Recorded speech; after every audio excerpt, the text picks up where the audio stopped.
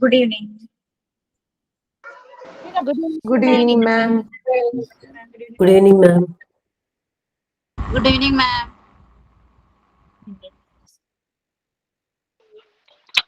Good evening, ma'am. Good evening, ma'am. Good evening.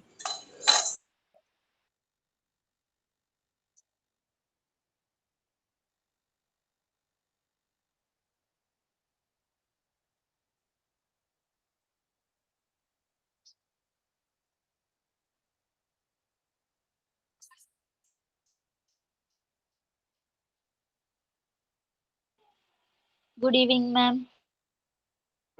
Good evening. Good evening all. Good evening. Good evening, ma'am. നല്ല മഴയാണ്. കറണ്ടിന്റെ കാര്യം നമുക്കൊന്നും പറയാൻ പറ്റില്ല. എന്തെങ്കിലും വന്നു കഴിഞ്ഞാൽ നമ്മൾ സാറ്റർഡേ നമ്മളൊരു കോമ്പൻസേറ്ററി ക്ലാസ്സിന് പറ്റിയ ഡേ എന്നുള്ള രീതിയിൽ നമ്മൾ ഓൾറെഡി പറഞ്ഞിട്ടുണ്ട്. ഇപ്പോഴും പറഞ്ഞതാണ് എൻ്റെ ഓർമ്മ. Okay fine. ഇന്ന് പ്രേയറിന് ആരാ റെഡി ആയിട്ടുള്ളത്?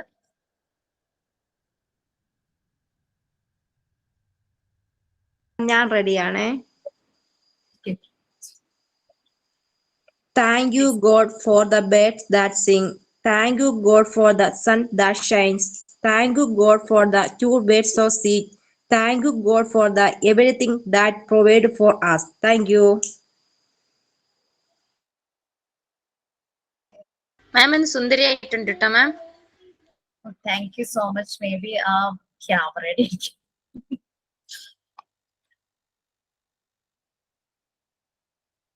അല്ല, ഇന്ന് സുന്ദരി ആയിട്ടുണ്ട്. അല്ലടോ. Thank you thank you. ഈ ടോപ്പ് എന്റെ ഒരു ഫ്രണ്ട് എനിക്ക് ഗിഫ്റ്റ് തന്നത്, അതായിരിക്കും. അപ്പൊ ഇതിന് മുന്നേ സുന്ദരി അല്ലെന്നാണോ? അതെ അതെ അതെ. അല്ല ഇന്ന് കുറച്ച് എന്ന് സുന്ദരിയാ. ഞാൻ അംഗൻവാടിയിലെ ക്ലാസ് എടുക്കാനായി ഇതുപോലെ കോവിഡ് ജസ്റ്റ് അതിന്റെ പ്രശ്നം കഴിഞ്ഞപ്പം അംഗൻവാടികളുടെ ക്ലാസ് അപ്പൊ അവര് പറഞ്ഞു വരണ്ട, ഓൺലൈൻ ആയിട്ട് എടുത്താൽ മതി എന്ന് പറഞ്ഞു. അങ്ങനെ ഓൺലൈൻ ആയിട്ട് എടുത്ത് കഴിഞ്ഞിട്ട് ആ ഒരു പഞ്ചായത്തിലെ ജനപ്രതിനിധികൾക്ക് ക്ലാസ് എടുക്കാനായിട്ട് അവർ അവിടെ ചെല്ലാൻ പറഞ്ഞു. ചെന്നപ്പോ അവര് പറഞ്ഞു ഓൺലൈനിൽ കണ്ടപ്പോ ഞങ്ങൾക്ക് ഭയങ്കര പ്രായം തോന്നിയെന്ന്. പ്രായമുണ്ട്, ഇല്ലാതെ ഞാൻ പറയുന്നില്ല, നേരിട്ട് കാണാൻ പ്രായം കുറവാണെന്ന് അവർ പറഞ്ഞു. അപ്പൊ എനിക്ക് ഓൺലൈൻ ക്ലാസ്സിനോട് വലിയ താല്പര്യമില്ല. കാരണം ഗ്രൗണ്ട് ലെവലിൽ ക്ലാസ് എടുക്കാൻ പോകുമ്പോഴല്ലേ നമ്മളെ അവര് കറക്റ്റ് കാണുള്ളൂ. ഗുഡ് ഈവനിങ് മാം. പിന്നെ വന്നത് നേരിട്ട് കാണാൻ എന്നെ ഇതിലും നല്ലതാണേ.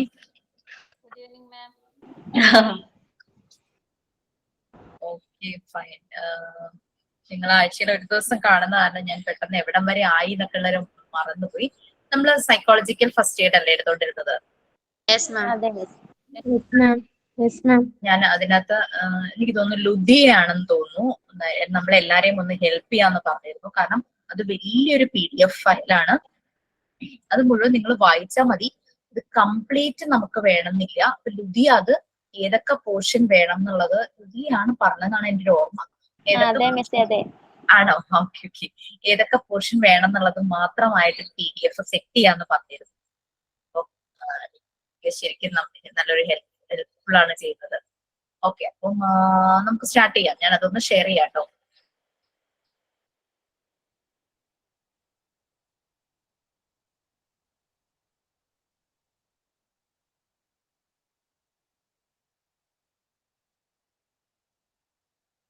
പിന്നെ അതിനു മുമ്പ് ഞാനൊരു അസൈൻമെന്റ് ഇട്ടത് നിങ്ങൾ എല്ലാരും സംശയം ചോദിച്ചു, മെസ്സേജ് അയച്ചിരുന്നു. അപ്പൊ ഞാൻ ഒട്ട് ക്ലാസ് വരുന്നുണ്ടല്ലോ തേഴ്സ്ഡേ. അപ്പൊ എല്ലാവരോടുമായിട്ട് പറഞ്ഞു കഴിഞ്ഞാൽ എല്ലാരും അറിയുമല്ലോ. ആക്ച്വലി ഞങ്ങൾക്ക് എക്സാമിന് വന്ന ഒരു ക്വസ്റ്റ്യൻ പേപ്പറിൽ ഒരു ക്വസ്റ്റ്യൻ ആയിരുന്നു അത്. നമ്മുടെ കോഴ്സ് ഒരു ആപ്ലിക്കേഷൻ ലെവലാണ്, ശരിക്കും പറഞ്ഞു കഴിഞ്ഞാൽ ലൈഫ് ആപ്ലിക്കേഷൻ. ആ ക്വസ്റ്റ്യൻ പേപ്പർ ഇതുപോലുള്ള ക്വസ്റ്റ്യൻ പേപ്പർ ആയിരിക്കും. അപ്പൊ വന്ന ക്വസ്റ്റ്യൻ 100 വേർഡ്സിൽ എഴുതേണ്ട ഒരു ക്വസ്റ്റ്യൻ ആയിരുന്നു. 6 മാർക്കായിരുന്നു ആ ക്വസ്റ്റ്യൻ. ആ ക്വസ്റ്റ്യൻ ഇതായിരുന്നു: if you are asked to present a thesis. Topic ഇതായിരുന്നു. പേപ്പർ എക്സാം ഈ ഒരു ബുക്കായിരുന്നു, physical development, nutrition, nursing and welfare of preschool child. Already നമ്മൾ പഠിച്ചതാണ് ഫിസിക്കൽ ഡെവലപ്മെന്റ്, ന്യൂട്രീഷനും അങ്ങനത്തെ കാര്യങ്ങളെല്ലാം. അപ്പോ നമ്മളെപ്പോഴും എന്താ സ്കൂളിലൊക്കെ പഠിക്കുമ്പോൾ നമ്മൾ ഏത് ടെക്സ്റ്റ് ആണോ പഠിക്കുന്നത് അതിനകത്തു നിന്നുള്ള ക്വസ്റ്റ്യൻസ്. അതിന്റെ പുറത്തുനിന്ന് വന്നു കഴിഞ്ഞാൽ നമ്മൾ പറയും ഔട്ട് ഓഫ് സിലബസ്, നമുക്ക് എല്ലാവർക്കും ആ മാർക്ക് കിട്ടും. നമ്മുടെ കോഴ്സ് എന്ന് പറഞ്ഞു കഴിഞ്ഞാൽ ആപ്ലിക്കേഷൻ ലെവൽ ആയതുകൊണ്ട് എങ്ങനെയും ചോദിക്കാം. നമ്മൾ ഡിസ്കസ് ചെയ്ത കാര്യങ്ങളെ റിലേറ്റ് ചെയ്ത് ഏത് രീതിയിലും ചോദിക്കാം. അപ്പൊ വന്നൊരു ക്വസ്റ്റ്യൻ ആയിരുന്നു, if you are asked to present a thesis in a seminar on nutrition including fruits and other vegetables conducted at your school on the World Nutrition Day, what ideas would you include in it? Coincidentally, ഞാൻ ഇട്ട ദിവസം തന്നെയായിരുന്നു world nutrition day, May 28th. അപ്പൊ ആ ഒരു ഡേയിൽ നമ്മൾ ഇത് സെമിനാർ പ്രസന്റ് ചെയ്യുക. അപ്പൊ നിങ്ങൾ എന്തെല്ലാം കാര്യങ്ങൾ ഇൻക്ലൂഡ് ചെയ്യും? അവിടെ ഞാൻ ഇല്ല, ഞാൻ എന്നുള്ള ഫെസിലിറ്റേറ്റർ ഇല്ല, നിങ്ങൾ എന്നുള്ള ഫെസിലിറ്റേറ്റർ ആണ് അവിടെ ഉള്ളത്. എന്തെല്ലാം കാര്യങ്ങൾ നിങ്ങൾ വർക്ക് ചെയ്യുന്നത്, ഞാൻ പഠിപ്പിക്കുന്ന യൂണിറ്റ് പാർട്ട് 1-ലെ മൊഡ്യൂൾ 1-ലെ പാർട്ട് 1-ലെ 5th യൂണിറ്റ് ആണ്, ഫസ്റ്റ് എയ്ഡ് മെറ്റൽ. ഞാൻ കഴിഞ്ഞ ദിവസം നിങ്ങളുടെ ക്ലാസ് റൂമിൽ ഒരു അസൈൻമെന്റ് ഇട്ടിരുന്നു. ആ അസൈൻമെന്റിനെ കുറിച്ച് കുറെ ഡൗട്ട്സ് എനിക്ക് മെസ്സേജ് വന്നിട്ടുണ്ടായിരുന്നു. അപ്പൊ ഞാൻ ക്ലാസ്സിൽ പറയാന്ന് പറഞ്ഞു, അതാണ് പറഞ്ഞത്. അപ്പൊ ആ ഒരു എന്തെല്ലാം ചെയ്യും ആ സെമിനാർ? ചിലര് പേപ്പർ പ്രസന്റേഷൻ ആയിരിക്കും, ചിലര് ചാർട്ട് യൂസ് ചെയ്തിട്ടായിരിക്കും, ചിലർ അതിനെ പറ്റി ഒരു ഇന്ററാക്റ്റീവ് സെഷൻ ആയിരിക്കും എടുക്കുക. എങ്ങനെയും എടുക്കാമല്ലോ സെമിനാർ. അപ്പൊ അത് ആണ് എഴുതേണ്ടത്. നമ്മളോട് ഡയറക്റ്റ് ഉള്ള ക്വസ്റ്റ്യൻ അല്ല, ന്യൂട്രീഷനെ കുറിച്ചോ ഒന്നുമല്ല ഡയറക്റ്റ് ആയിട്ടുള്ള ക്വസ്റ്റ്യൻ ചോദിച്ചാണ് ഇങ്ങനെ ഒരു സിറ്റുവേഷനിൽ നിങ്ങൾ എന്ത് ചെയ്യും. അങ്ങനെയാണ് എല്ലാ ക്വസ്റ്റ്യൻസും വരുന്നത്. വേറൊരു ക്വസ്റ്റ്യൻ വന്നത്, the remote control of your happiness should be in your own hand. If you get tensed up due to something said or done by others, it indicates that the remote control of your happiness is in others' hands. Add more things to the above statement. ഇങ്ങനെയൊക്കെയാണ് question വരാറ്. മനസ്സിലായോ മോണ്ടിസോറിയിൽ വരുന്ന questions? അപ്പൊ നമ്മൾ answer ഈ paragraph type തന്നെയാവും എഴുതേണ്ടി വരിക? ഇല്ല, നിങ്ങൾക്ക് ഇങ്ങനെ ആവില്ല എക്സാം. നിങ്ങൾക്ക് MCQ ആയിരിക്കും. കാരണം ഓൾറെഡി എല്ലാ ലെസൺ കഴിയുമ്പോൾ മോക്ക് ടെസ്റ്റ് തരാറുണ്ടല്ലോ, ആ രീതിയിൽ തന്നെയായിരിക്കും എക്സാം.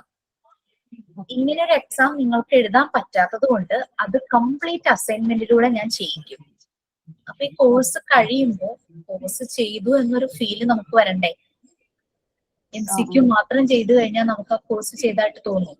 അതുകൊണ്ട് എനിക്ക് വന്ന എക്സാമിന്റെ എല്ലാ ക്വസ്റ്റ്യൻസും നിങ്ങൾക്കുള്ള അസൈൻമെന്റ് ആയിട്ട് ഞാൻ തരും. ബുദ്ധിമുട്ടുണ്ടോ?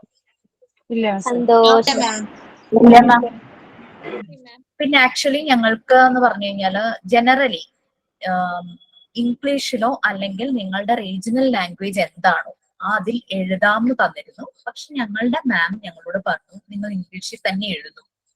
ഓക്കെ, അപ്പൊ ഇംഗ്ലീഷിൽ ഇപ്പൊ എഴുതാൻ ബുദ്ധിമുട്ട് തോന്നുവാണെങ്കിൽ നിങ്ങൾ മലയാളത്തിൽ പ്രിപ്പയർ ചെയ്ത് എന്തായാലും വെക്കണം. എന്നിട്ട് നമ്മള് കുറച്ച് ഇംഗ്ലീഷ് ക്ലാസ്സസ് ഒക്കെ സ്റ്റാർട്ട് ചെയ്തിട്ടുണ്ട്. കുറച്ചങ്ങ് കഴിയുമ്പോൾ നമുക്കത് ഇംഗ്ലീഷിലേക്ക് മാറ്റാനായിട്ട് പറ്റുമല്ലോ, ട്രാൻസ്ലേറ്റ് ചെയ്യാനായിട്ട് പറ്റുമല്ലോ. അപ്പൊ എനിക്ക് എഴുതാൻ പറ്റുന്നില്ല, കംപ്ലീറ്റ് ഇംഗ്ലീഷ് ആണ്, അങ്ങനെ ഒരു ഫീല് തോന്നുവാണെങ്കിൽ 6th യൂണിറ്റ് അല്ല സൂര്യ, ഞാൻ 5th യൂണിറ്റ് ആണ് പറയുന്നത്. First aid mental, physical, psychological first aid. നമ്മൾ ആ ഫസ്റ്റ് എയ്ഡ് മെന്റലിനെ അല്ലാതെയുള്ള ഫസ്റ്റ് എയ്ഡ് എല്ലാം പറഞ്ഞു. നമുക്ക് ഫിസിക്കലി വരുന്ന മൂഡിന്റെ എല്ലാം എനിക്ക് മെസ്സേജ് സൈഡിൽ വരുന്നതുകൊണ്ട് പറഞ്ഞാണേ. ഇത് നമ്മൾ ഫസ്റ്റ് എയ്ഡ് മെന്റൽ നമ്മൾ ഓൾറെഡി എടുത്തു, ഓൾമോസ്റ്റ് അത് തീരാറായി. ഞാൻ ഇന്ന് 6th യൂണിറ്റ് ഞാൻ ഇന്ന് സ്റ്റാർട്ട് ചെയ്യും. അതിനു മുമ്പ് ഈ അസൈൻമെന്റിനെ പറ്റി പറഞ്ഞത്. അപ്പൊ അങ്ങനെ ആയിരിക്കും. ഇത് ഒരെണ്ണം വന്നത്, naturopathy is not just a treatment but also a way of life, substantiate your views. നമുക്ക് പഠിക്കാൻ നാച്ചുറോപ്പതി ഒന്നും ഇല്ല, പക്ഷെ നമ്മള് ട്രഡീഷണൽ ഡേയ്സ് എന്താ പറയാ, നമുക്ക് എന്തെങ്കിലും ബുദ്ധിമുട്ടുകൾ ഉണ്ടാവുമ്പോൾ നമ്മൾ പല മെത്തേഡ്സും ചികിത്സയ്ക്ക് നോക്കും. അതൊക്കെ നമ്മളുടെ എക്സ്പീരിയൻസുകളാണല്ലേ. ആരെങ്കിലും പറഞ്ഞു കേട്ടിട്ടുണ്ടാവും നാച്ചുറോപ്പതിയെ കുറിച്ച്, ഹോമിയോപ്പതിയെ കുറിച്ച് നമ്മൾ എക്സ്പീരിയൻസ് ചെയ്തിട്ടുണ്ടാവും. അത് വെച്ചിട്ട് വേണം ആൻസർ എഴുതാൻ. എക്സാമിന് ഇങ്ങനെയല്ല, പക്ഷെ നിങ്ങളുടെ അസൈൻമെന്റ്സിന്റെ രീതി ഇനി ഇങ്ങനെയാവും. പിന്നെ MCQ ഞാൻ തരുന്നതും റെഫറൻസ് PDF-ന് അതേ സെന്റൻസ് ഒന്നും ഞാൻ ഇനി MCQ തരില്ല. നിങ്ങൾ കുറെ യൂണിറ്റ്സ് കഴിഞ്ഞ് നിങ്ങൾക്ക് മനസ്സിലായി തുടങ്ങി എന്താണ് മോണ്ടിസോറിയുടെ ആപ്ലിക്കേഷൻസ്, ലൈഫിൽ ഇതെങ്ങനെ അപ്ലൈ ചെയ്യണം എന്നൊക്കെ എല്ലാവർക്കും മനസ്സിലായി തുടങ്ങി. ക്ലാസ് കറക്റ്റ് ആയിട്ട് നിങ്ങൾ കേൾക്കുന്നുണ്ടെങ്കിൽ അതുകൊണ്ട് ഇനി ക്വസ്റ്റ്യൻസിന്റെ രീതി മാറും. ഇത്രയും നാള് ഞാൻ കറക്റ്റ് ആ PDF-ൽ നിന്നുള്ള ക്വസ്റ്റ്യൻസ് ആയിരുന്നു ഇട്ടുകൊണ്ടിരുന്നത്. സോ പെൻഡിങ് വെക്കരുത് ഒരു വർക്കും. ക്ലാസ്സിൽ ടൈം കിട്ടുന്നില്ലെങ്കിൽ നെക്സ്റ്റ് ക്ലാസ്സുകളിൽ കേട്ട് കിച്ചണിൽ നിൽക്കുമ്പോൾ അങ്ങ് ഓൺ ചെയ്ത് വെച്ചു, ഒരു പ്രശ്നമില്ലല്ലോ. ഏത് യൂണിറ്റ് ആണ് എടുക്കുന്നത് വീണ്ടും വന്നു. മോഡ്യൂൾ 1-ലെ പാർട്ട് 1-ലെ 5th യൂണിറ്റ് ആണ് ഫസ്റ്റ് എയ്ഡ് മെന്റൽ. നമ്മളത് സൈക്കോളജിക്കൽ ഫസ്റ്റ് എയ്ഡ് PFA എന്ന് പറഞ്ഞു. PFAയുടെ ഒരു PDF ഞാൻ ക്ലാസ് റൂമിൽ ഷെയർ ചെയ്തിട്ടുണ്ടായിരുന്നു. അത് കംപ്ലീറ്റ് നിങ്ങൾക്ക് വേണമെന്നില്ല, അത് PG ഗ്രാജുവേറ്റ് ലെവലിലുള്ളവരെ കംപ്ലീറ്റ് വേണമെന്നില്ല എന്ന് പറഞ്ഞു കഴിഞ്ഞാൽ നല്ലപോലെ വായിക്കുന്നത് നന്നായിരിക്കും. കുറെ ഇൻഫർമേഷൻസ് അതിൽ നിന്ന് കിട്ടും. പക്ഷെ നിങ്ങൾ നോട്ട്സ് ആയിട്ട് എഴുതുമ്പോൾ അത് കംപ്ലീറ്റ് വേണ്ട. പക്ഷെ ഇതൊരു നല്ലൊരു അസറ്റ് ആണ് ഈ ഒരു യൂണിറ്റ്. ഞാൻ ഇങ്ങനെ സെർച്ച് ചെയ്തപ്പോൾ ലക്കിലി കിട്ടിയതാണ്. ഏതോ ഒരു കോഴ്സ് അവരുടെ ഒരു ചാപ്റ്റർ എന്തോ ആയിരുന്നു. അപ്പൊ ഓക്കെ, നമുക്ക് അതിലേക്ക് തിരിച്ചു പോകാം. കാരണം എനിക്ക് ഇന്ന് ഹെൽത്ത് ആൻഡ് ഹൈജീനും ഒന്ന് സ്റ്റാർട്ട് ചെയ്ത് വെക്കണം. നമുക്ക് അത് തുടങ്ങാം. PFA നമ്മൾ ചെയ്തതെല്ലാം നമ്മൾ ഓർമ്മയുണ്ടല്ലോ. PFAയുടെ മെയിൻ കമ്പണൻസ് നമ്മൾ പറഞ്ഞു, മെയിൻ തീംസ് എന്തൊക്കെയാണെന്നുള്ള കാര്യങ്ങളെല്ലാം പറഞ്ഞു. പിന്നെ എങ്ങനെയുള്ള ആൾക്കാർക്കാണ് PFA വേണ്ടത്, നമ്മൾ അവരോട് എങ്ങനെ എന്തൊക്കെ കാര്യങ്ങൾ നമ്മൾ ശ്രദ്ധിക്കണം, ഡൂസ് ഡോൺസ് എന്നുള്ള കമ്പാരിസൺ ടേബിൾ ആയിരുന്നു നമ്മൾ ലാസ്റ്റ് പറഞ്ഞു നിർത്തിയത്. സോ നമുക്ക് അത് എന്തെങ്കിലും വായിച്ചിട്ട് മനസ്സിലാകാതെ ഉണ്ടെങ്കിൽ പറയണം. നിങ്ങൾ വേൾഡ് വെബ് എന്ന് പറഞ്ഞിട്ട് ഒരു ആപ്പ് ഉണ്ട്, അത് മൊബൈലിൽ ഒന്ന് ഡൗൺലോഡ് ചെയ്തിടുവാണെങ്കിൽ ചില വേർഡ്സിന്റെ ഒക്കെ മീനിങ് ചെക്ക് ചെയ്യാനായിട്ട് നമ്മളുടെ വൊക്കാബുലറിയും ലാംഗ്വേജും എന്താ വേർഡ് പവർ ഒക്കെ ഒന്ന് ഇൻക്രീസ് ചെയ്യും. ഈവൻ ഞാൻ ഇത് വായിക്കുമ്പോൾ തന്നെ ഞാൻ ഇതിനകത്ത് മൊബൈലിൽ അത് നോക്കും കുറെ. അപ്പൊ നമുക്ക് കുറെ പുതിയ പുതിയ വേർഡുകൾ കിട്ടും. എല്ലാവർക്കും അങ്ങനെ ഇംഗ്ലീഷിന് ഭയങ്കര എല്ലാ വേർഡ് പവർ ഉണ്ടാവണമെന്നില്ലല്ലോ. പക്ഷെ നമുക്ക് എഴുതാൻ പറ്റണം, നമുക്ക് കമ്മ്യൂണിക്കേറ്റ് ചെയ്യാൻ പറ്റണം. അതിനുള്ള വേർഡ് പവർ എന്തായാലും നമുക്കുണ്ട്. ഇത്രയും കാലം നമ്മൾ സംസാരിക്കുന്നവരാണല്ലോ. അപ്പൊ അതിനുള്ള വേർഡ് പവർ ഉണ്ട്. ഒരാൾ നമ്മളോട് പറഞ്ഞു കഴിഞ്ഞാൽ നമുക്കത് കോൺടെസ്റ്റ് ആ കാര്യം എന്താ പറയുന്നത് നമുക്ക് മനസ്സിലാകും. നമുക്ക് തിരിച്ച് കൺവേ ചെയ്യാനായിട്ട് പറ്റും. ഓക്കെ മാം, സ്ക്രീൻ കാണുന്നില്ലല്ലോ മാം. കാണുന്നില്ല? കാണുന്നുണ്ട് മാം.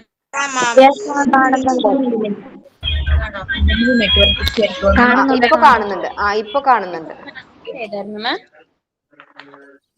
മാം ആ ആപ്പിന്റെ പേര് ഒന്നുകൂടെ പറയാമോ? ഒരു ആപ്പിന്റെ പേര് മാം.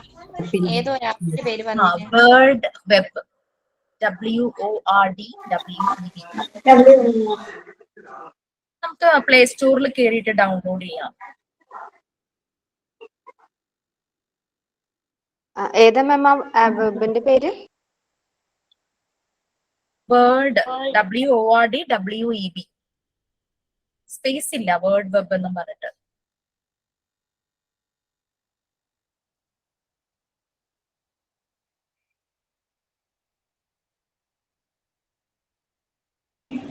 മിസ്സേ, പിന്നെ ഇപ്പൊ സബ്മിറ്റ് ചെയ്യാൻ തന്നിരിക്കുന്ന അസൈൻമെന്റ് സബ്മിറ്റ് ചെയ്യാൻ ഡ്യൂ ഡേറ്റ് അങ്ങനെ വല്ലതുണ്ടോ? ഡേറ്റ് അതിനകത്ത് ക്ലാസ് റൂമിൽ പറഞ്ഞിട്ടുണ്ടോ? ഇല്ലല്ലോ. ഇല്ല ഇല്ല, ന്യൂ ഈ ക്ലാസ് റൂം ആപ്പില് സബ്മിറ്റ് ചെയ്തിട്ടേ അത് കുറെ അപ്ലോഡ് ആവണില്ല, കുറെ ദിവസമായി. ആണോ? തന്നെയാ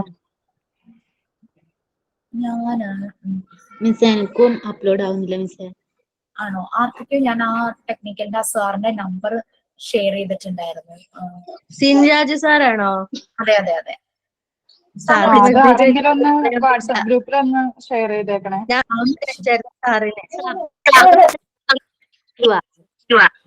എനിക്കും ക്ലാസ് റൂം ഇതാവുന്നില്ല, ഓപ്പൺ ആവുന്നില്ലായിരുന്നു. സാറിനെ ഒന്ന് കോണ്ടാക്ട് ചെയ്താൽ മതി, കാരണം സാറാണ് അത് നോക്കുന്നത്.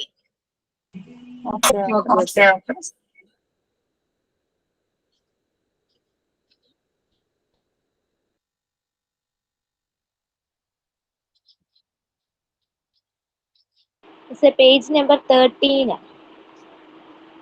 Yes, thank you.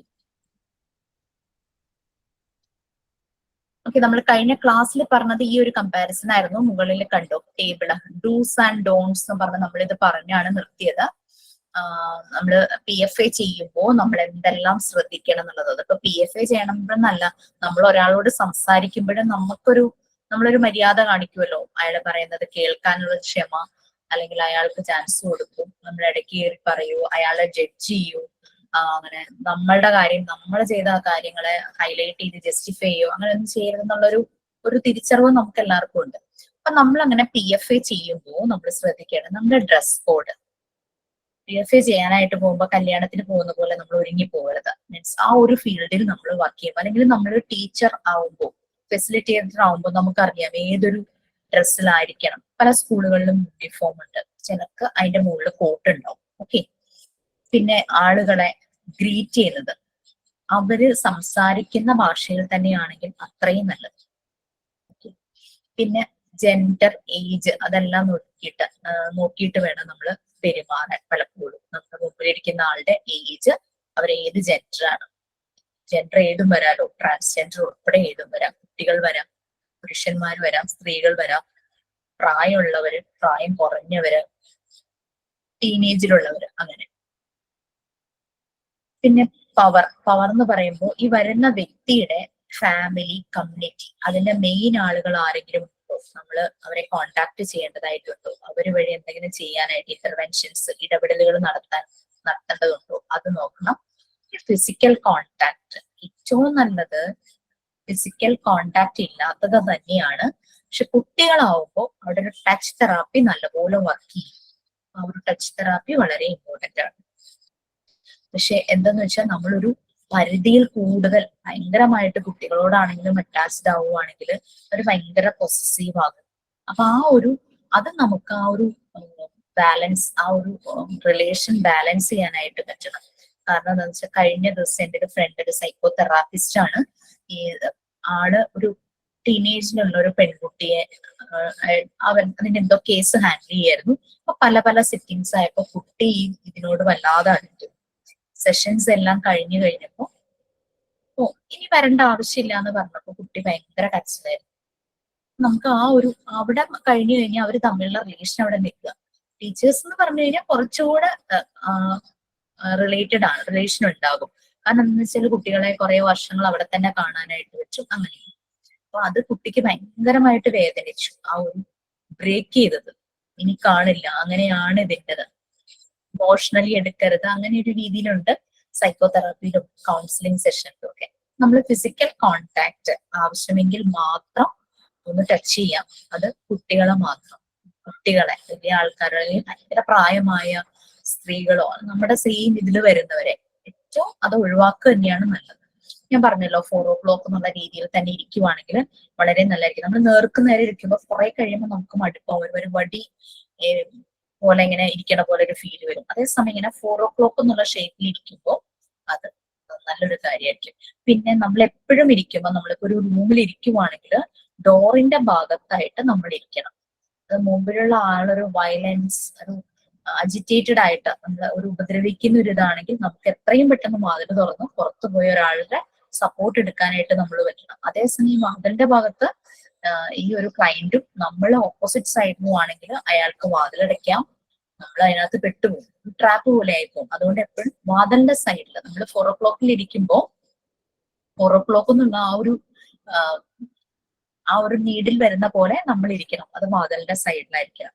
ഓപ്പോസിറ്റ് ആളെ എടുക്കുമ്പോൾ പെട്ടെന്ന് തന്നെ ആള് വയലന്റ് ആയി കഴിഞ്ഞ് കഴിഞ്ഞാൽ നമുക്ക് പുറത്തു പോയി ഒരു സപ്പോർട്ട് എടുക്കാൻ എളുപ്പമായിരിക്കും. പിന്നെ ഫിസിക്കൽ കോണ്ടാക്ട് അത് പറഞ്ഞു.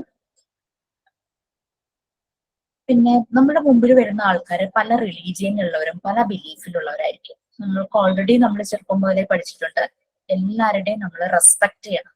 നമ്മൾ ഫോളോ ചെയ്യുന്നതോ നമ്മളുടെ ബിലീഫോ എന്ത് തന്നെ ആയിക്കോട്ടെ, നമ്മളുടെ ചുറ്റും നമ്മൾ സോഷ്യലൈസ് ചെയ്യുമ്പോൾ പല റിലീജിയനിലും പല ബിലീഫിലുള്ള ആൾക്കാരുണ്ടാവും. അപ്പോൾ അത് റെസ്പെക്ട് ചെയ്യാനായിട്ട് നമ്മൾ നല്ലപോലെ അറിഞ്ഞിരിക്കണം, മുമ്പിൽ വരുന്ന ആളുടെ ബിലീഫ്. പിന്നെ അതുമല്ല, ചില ആളുകളുണ്ട് ഇങ്ങനെ വരുമ്പോഴേക്കും ഇങ്ങനെ പോയി പ്രാർത്ഥിച്ചാൽ മതി, ഇന്ന സ്ഥലത്ത് പോയി വഴിപാട് ചെയ്താൽ മതി, അതൊന്നും നമ്മൾ പറയാൻ പാടില്ല. നമ്മുടെ ബിലീഫ് ആവണമെന്നില്ല നമ്മുടെ മുന്നിലുള്ള ആളുടെ. ഓക്കെ, അങ്ങനെ പലതും ഉണ്ട്. ആ ഒരു റിലീജിയൻ ബിലീഫ്, അതിനെല്ലാം നമ്മൾ റെസ്പെക്ട് ചെയ്യണം. അതൊക്കെ വായിക്കുമ്പോൾ നിങ്ങൾക്ക് ചിലപ്പോൾ എന്താ അതൊന്നും മനസ്സിലാവില്ല. നിങ്ങളുടേതായ ലാംഗ്വേജിൽ ആ റിലീജിയൻ ആൻഡ് ബിലീഫ് നിങ്ങളുടെ എക്സ്പീരിയൻസിൽ നിന്ന് എഴുതുമ്പോൾ അത് ഓക്കെ. ചിലപ്പോ ഒട്ടും വിശ്വാസമില്ലാത്ത ഒരാളായിരിക്കും നമ്മുടെ മുന്നിൽ വരുന്നത്. അയാളോട് ധ്യാനത്തിന് പോകും അല്ലെങ്കിൽ എവിടെയെങ്കിലും വഴിപാട് നടത്താൻ പറഞ്ഞു കഴിഞ്ഞാൽ അയാൾക്ക് ഒട്ടും നമ്മളുടെ പിന്നെ ഒരു വിശ്വാസം ഉണ്ടാവില്ല.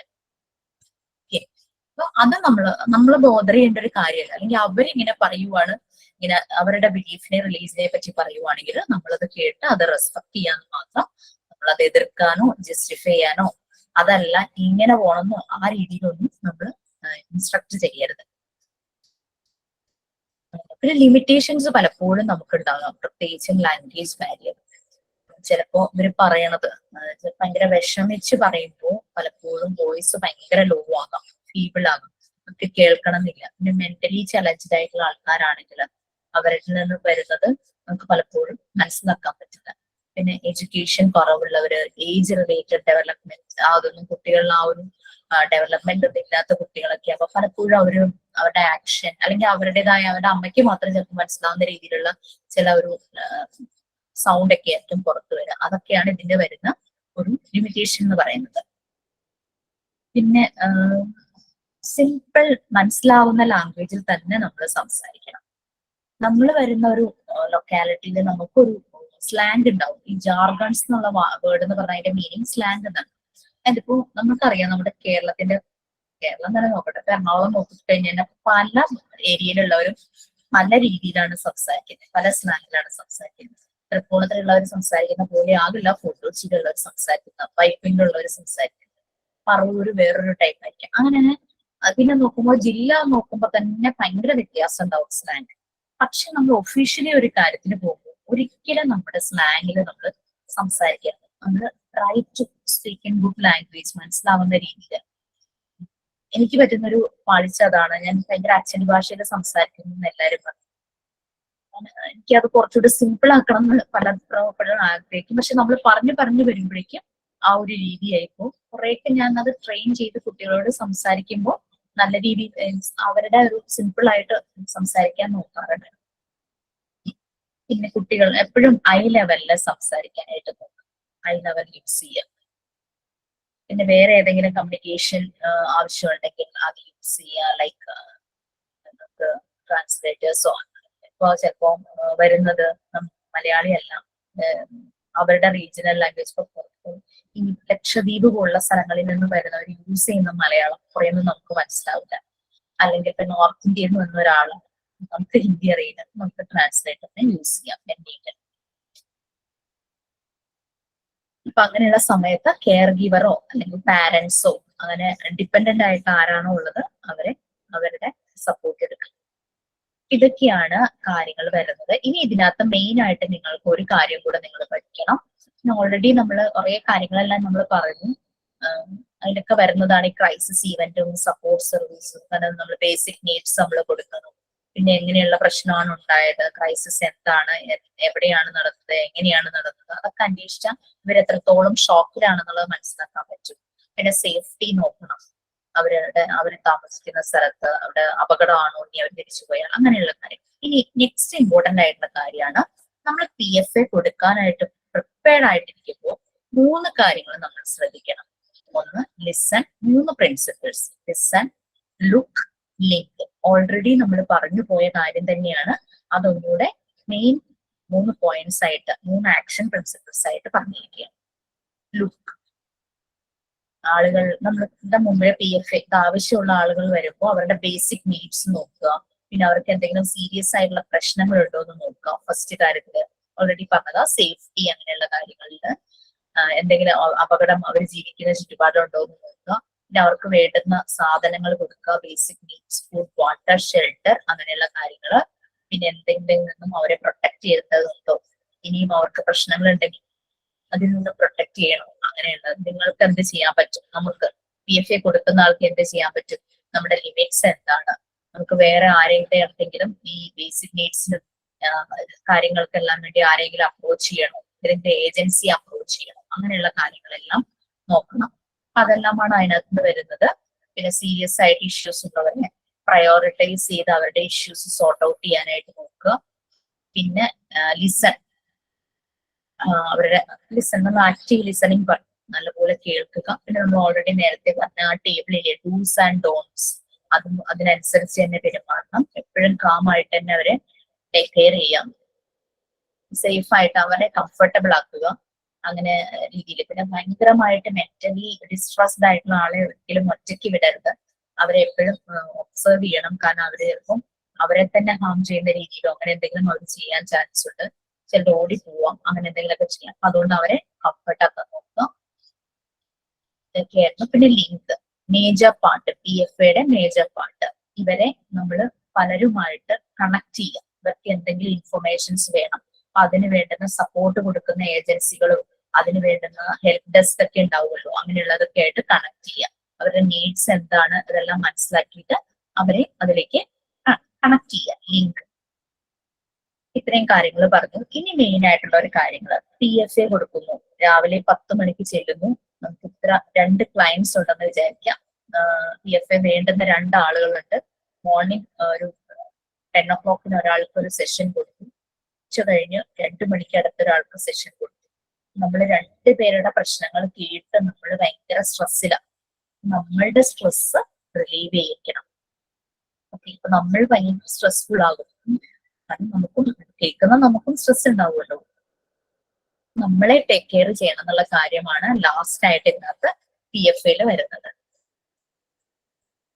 കുറെ കാര്യങ്ങൾ വായിക്കാനുണ്ട്, നിങ്ങളിത് വായിച്ചു നോക്കുക. ആവശ്യമുള്ളത് മാത്രം എടുക്കുക.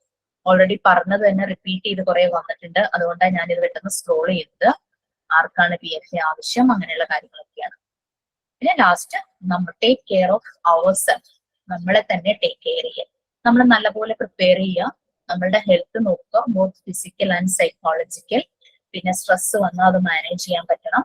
അഥവാ പറ്റിയില്ലെങ്കിൽ നമുക്ക് നമ്മുടെ ഫ്രണ്ട്സിനോടോ ആരോടാണോ അവരെ പറയാം. പിന്നെ നമുക്ക് മാനേജ് ചെയ്യാൻ പറ്റാത്തൊരു കാര്യമെന്ന് തോന്നിക്കഴിഞ്ഞു കഴിഞ്ഞാൽ ക്ലയന്റിന്റെ സമ്മതത്തോടു കൂടി തന്നെ വേറൊരാൾക്ക് അവരെ റെഫർ ചെയ്യാം. പക്ഷെ കോൺഫിഡൻഷ്യൽ ആക്കി തന്നെ വെക്കണം.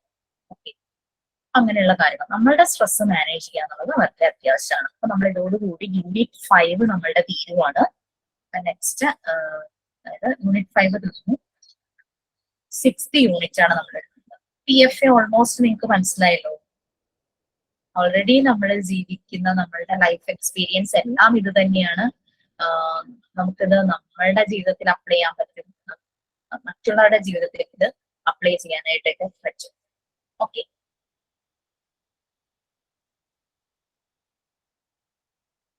നല്ല പോലെ കേൾക്കുന്നവരുണ്ടായിരിക്കും. ഒക്കെ നമ്മളുടെ ഗ്രൂപ്പിൽ തന്നെ എല്ലാവരും തന്നെ കാണുമായിരിക്കും. അങ്ങനെ ആ രീതിയിൽ നമുക്ക് നല്ലൊരു റെഫറൻസ് ആണ് ഈ ഒരു PDF.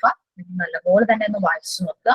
എല്ലാവർക്കും പ്രിന്റ് എടുക്കാൻ ചിലപ്പോൾ പറ്റില്ലായിരിക്കും, പക്ഷെ മാക്സിമം എഴുതി വെക്കുക. നല്ല പോയിന്റ്സ് ആയിട്ടാണ് കൊടുത്തിരിക്കുന്നത്.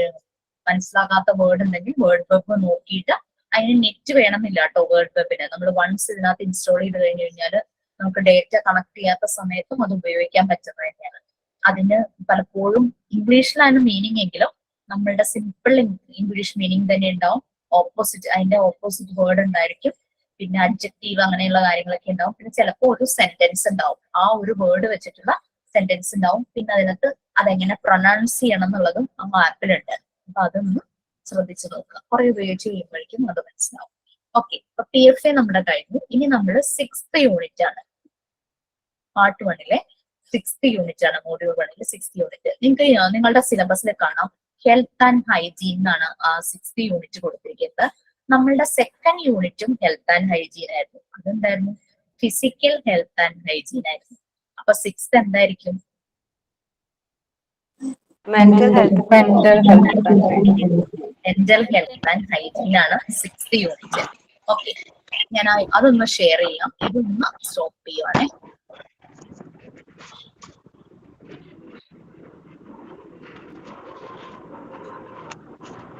വളരെ ഇൻട്രസ്റ്റിംഗ് ആയിട്ട് എനിക്ക് തോന്നിയ ഒരു എല്ലാം ഇൻട്രസ്റ്റിംഗ് തന്നെയാണ്, പക്ഷെ ഇത് ഭയങ്കര ഒരു രസമായിട്ട് തോന്നി.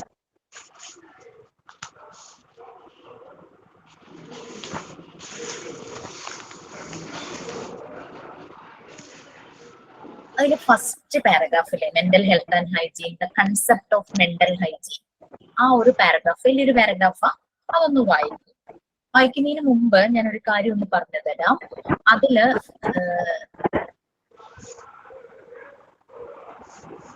ഇവിടെ മെന്റൽ ഹെൽത്ത് കാണാം. ഓക്കെ, അത് മെന്റൽ ഇൽനെസ് ആണ്. ഇൽനെസ് എന്ന് വായിക്കണം, ഇൽനെസ്.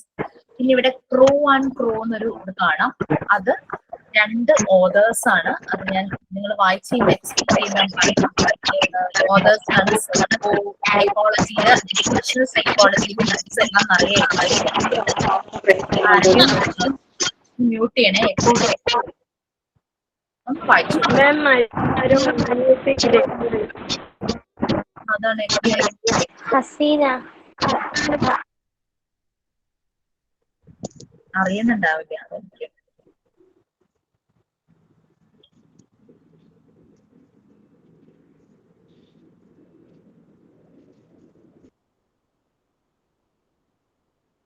ഫസ്റ്റ് സെന്റൻസിൽ mental health is a science എന്നാണ്. അത് മെന്റൽ ഹൈജീൻ എന്ന് വായിക്കണേ. Mental hygiene is a science.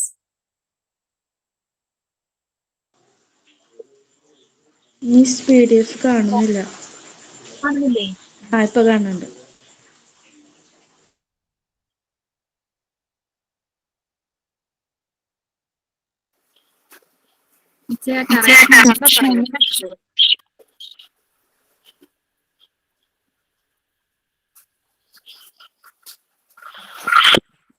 നമുക്ക് ഈ എക്സാം നമുക്ക് മലയാളത്തിൽ ചെയ്യാൻ പറ്റുമോ അതോ ഇംഗ്ലീഷ് മാത്രമേ പറ്റുള്ളൂ? ഏത് എക്സാമാ നിങ്ങളിപ്പോ ചെയ്യുന്ന? മോക്ക് ടെസ്റ്റ് ആണോ? അതെ. മോക്ക് ടെസ്റ്റില് അങ്ങനെ ലാംഗ്വേജിന്റെ ആവശ്യമില്ലല്ലോ. ആ ഓക്കെ മെയിൻ എക്സാമിന്റെ മെയിൻ എക്സാം ആയിരിക്കും. ടൈം തരുമോ നമുക്ക്? എത്ര ടൈം തരുമോ? പിന്നെന്താ? ആ ഓക്കെ ഓക്കെ. മാം ഒരു ഡൗട്ട് ചോദിച്ചോട്ടെ? മെയിൻ എക്സാമും ഇങ്ങനത്തെ ഇപ്പൊ ഇടുന്ന ടെസ്റ്റ് മാതിരിയാണോ അല്ലെങ്കിൽ നമ്മൾ എഴുതുന്ന റിട്ടേൺ എക്സാം ആണോ? ഇതുവരെ ഞങ്ങൾക്ക് തന്ന ഇൻസ്ട്രക്ഷൻസ് പറഞ്ഞാൽ മെയിൻ എക്സാം എങ്ങനെയാണോ നടത്തുന്നത് ആ രീതിയിലുള്ള മോക്ക് ടെസ്റ്റുകളാണ് ഓരോ ചാപ്റ്റർ കഴിയുമ്പോഴും നിങ്ങൾക്ക് തരുന്നത്. അപ്പൊ അതേമാതിരി തന്നെ ആയിരിക്കുമല്ലോ മാം? അതെ അതെ.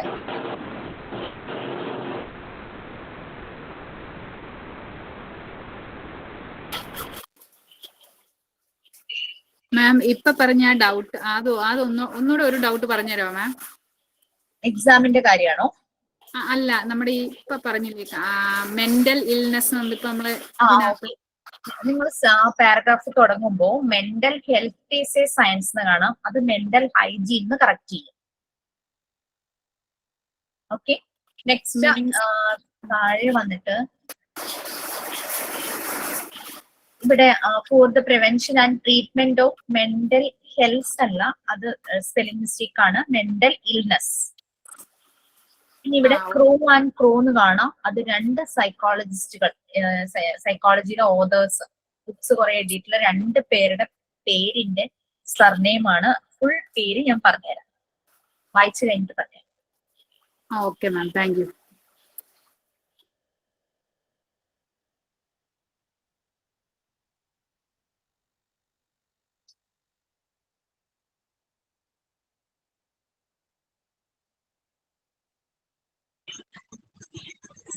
Ma'am hello. ഹലോ, പറഞ്ഞു കേൾക്കുന്നുണ്ട്. അസൈൻമെന്റിന്റെ കാര്യം പറയാൻ പറഞ്ഞിട്ടുണ്ടായിരുന്നു. ക്ലാസ് കഴിഞ്ഞതൊന്ന് എക്സ്പ്ലെയിൻ ചെയ്തു. മാം PDF സെമിനാർ അസൈൻമെന്റിന്റെ കാര്യം ഞാൻ ക്ലാസ്സിൽ പറയാന്ന് പറഞ്ഞിരുന്നു. യെസ്, ഞാൻ പറഞ്ഞിരുന്നു. അഞ്ജലി കയറാൻ വൈകിയോ? മുന്നേ പറഞ്ഞിട്ടുണ്ടോ? ഞാൻ ക്ലാസ് തുടങ്ങി പറഞ്ഞിരുന്നു. നമുക്ക് ഒരു ക്ലാസ് തീരാറാവുന്നതിന് ഒരു 5 minutes മുമ്പ് ഞാൻ ഒന്നുകൂടെ പറയാം. അത് വായിച്ചോ. PDF കാണുന്നില്ല എന്ന് ആരോ പറഞ്ഞു. കാണുന്നുണ്ട്.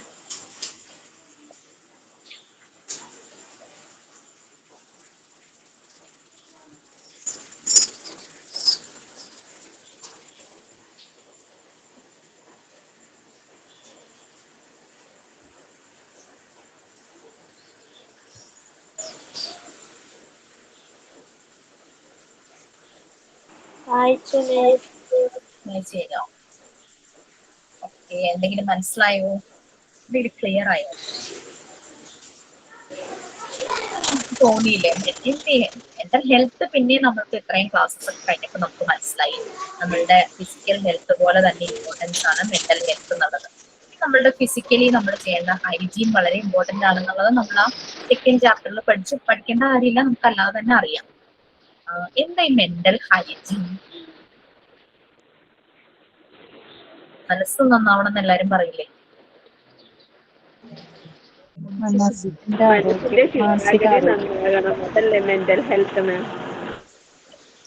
അത് എന്റെ മുമ്പിൽ വന്ന ഒരു കേസ് ഞാൻ ഷെയർ ചെയ്യാം. കോൺഫിഡൻഷ്യൽ ആണ്, ഞാൻ ആളുടെ പേരൊന്നും പറയില്ല. ആ കേസ് കേൾക്കുമ്പോൾ നിങ്ങൾക്ക് മനസ്സിലാവും മെന്റൽ ഹൈജീന്റെ ഒരു ഇമ്പോർട്ടൻസ് എന്താണെന്നുള്ളത്. ഓക്കെ, മെന്റൽ ഹൈജീൻ ഒരു സയൻസ് ആണെന്ന് പറഞ്ഞിട്ടുണ്ട്.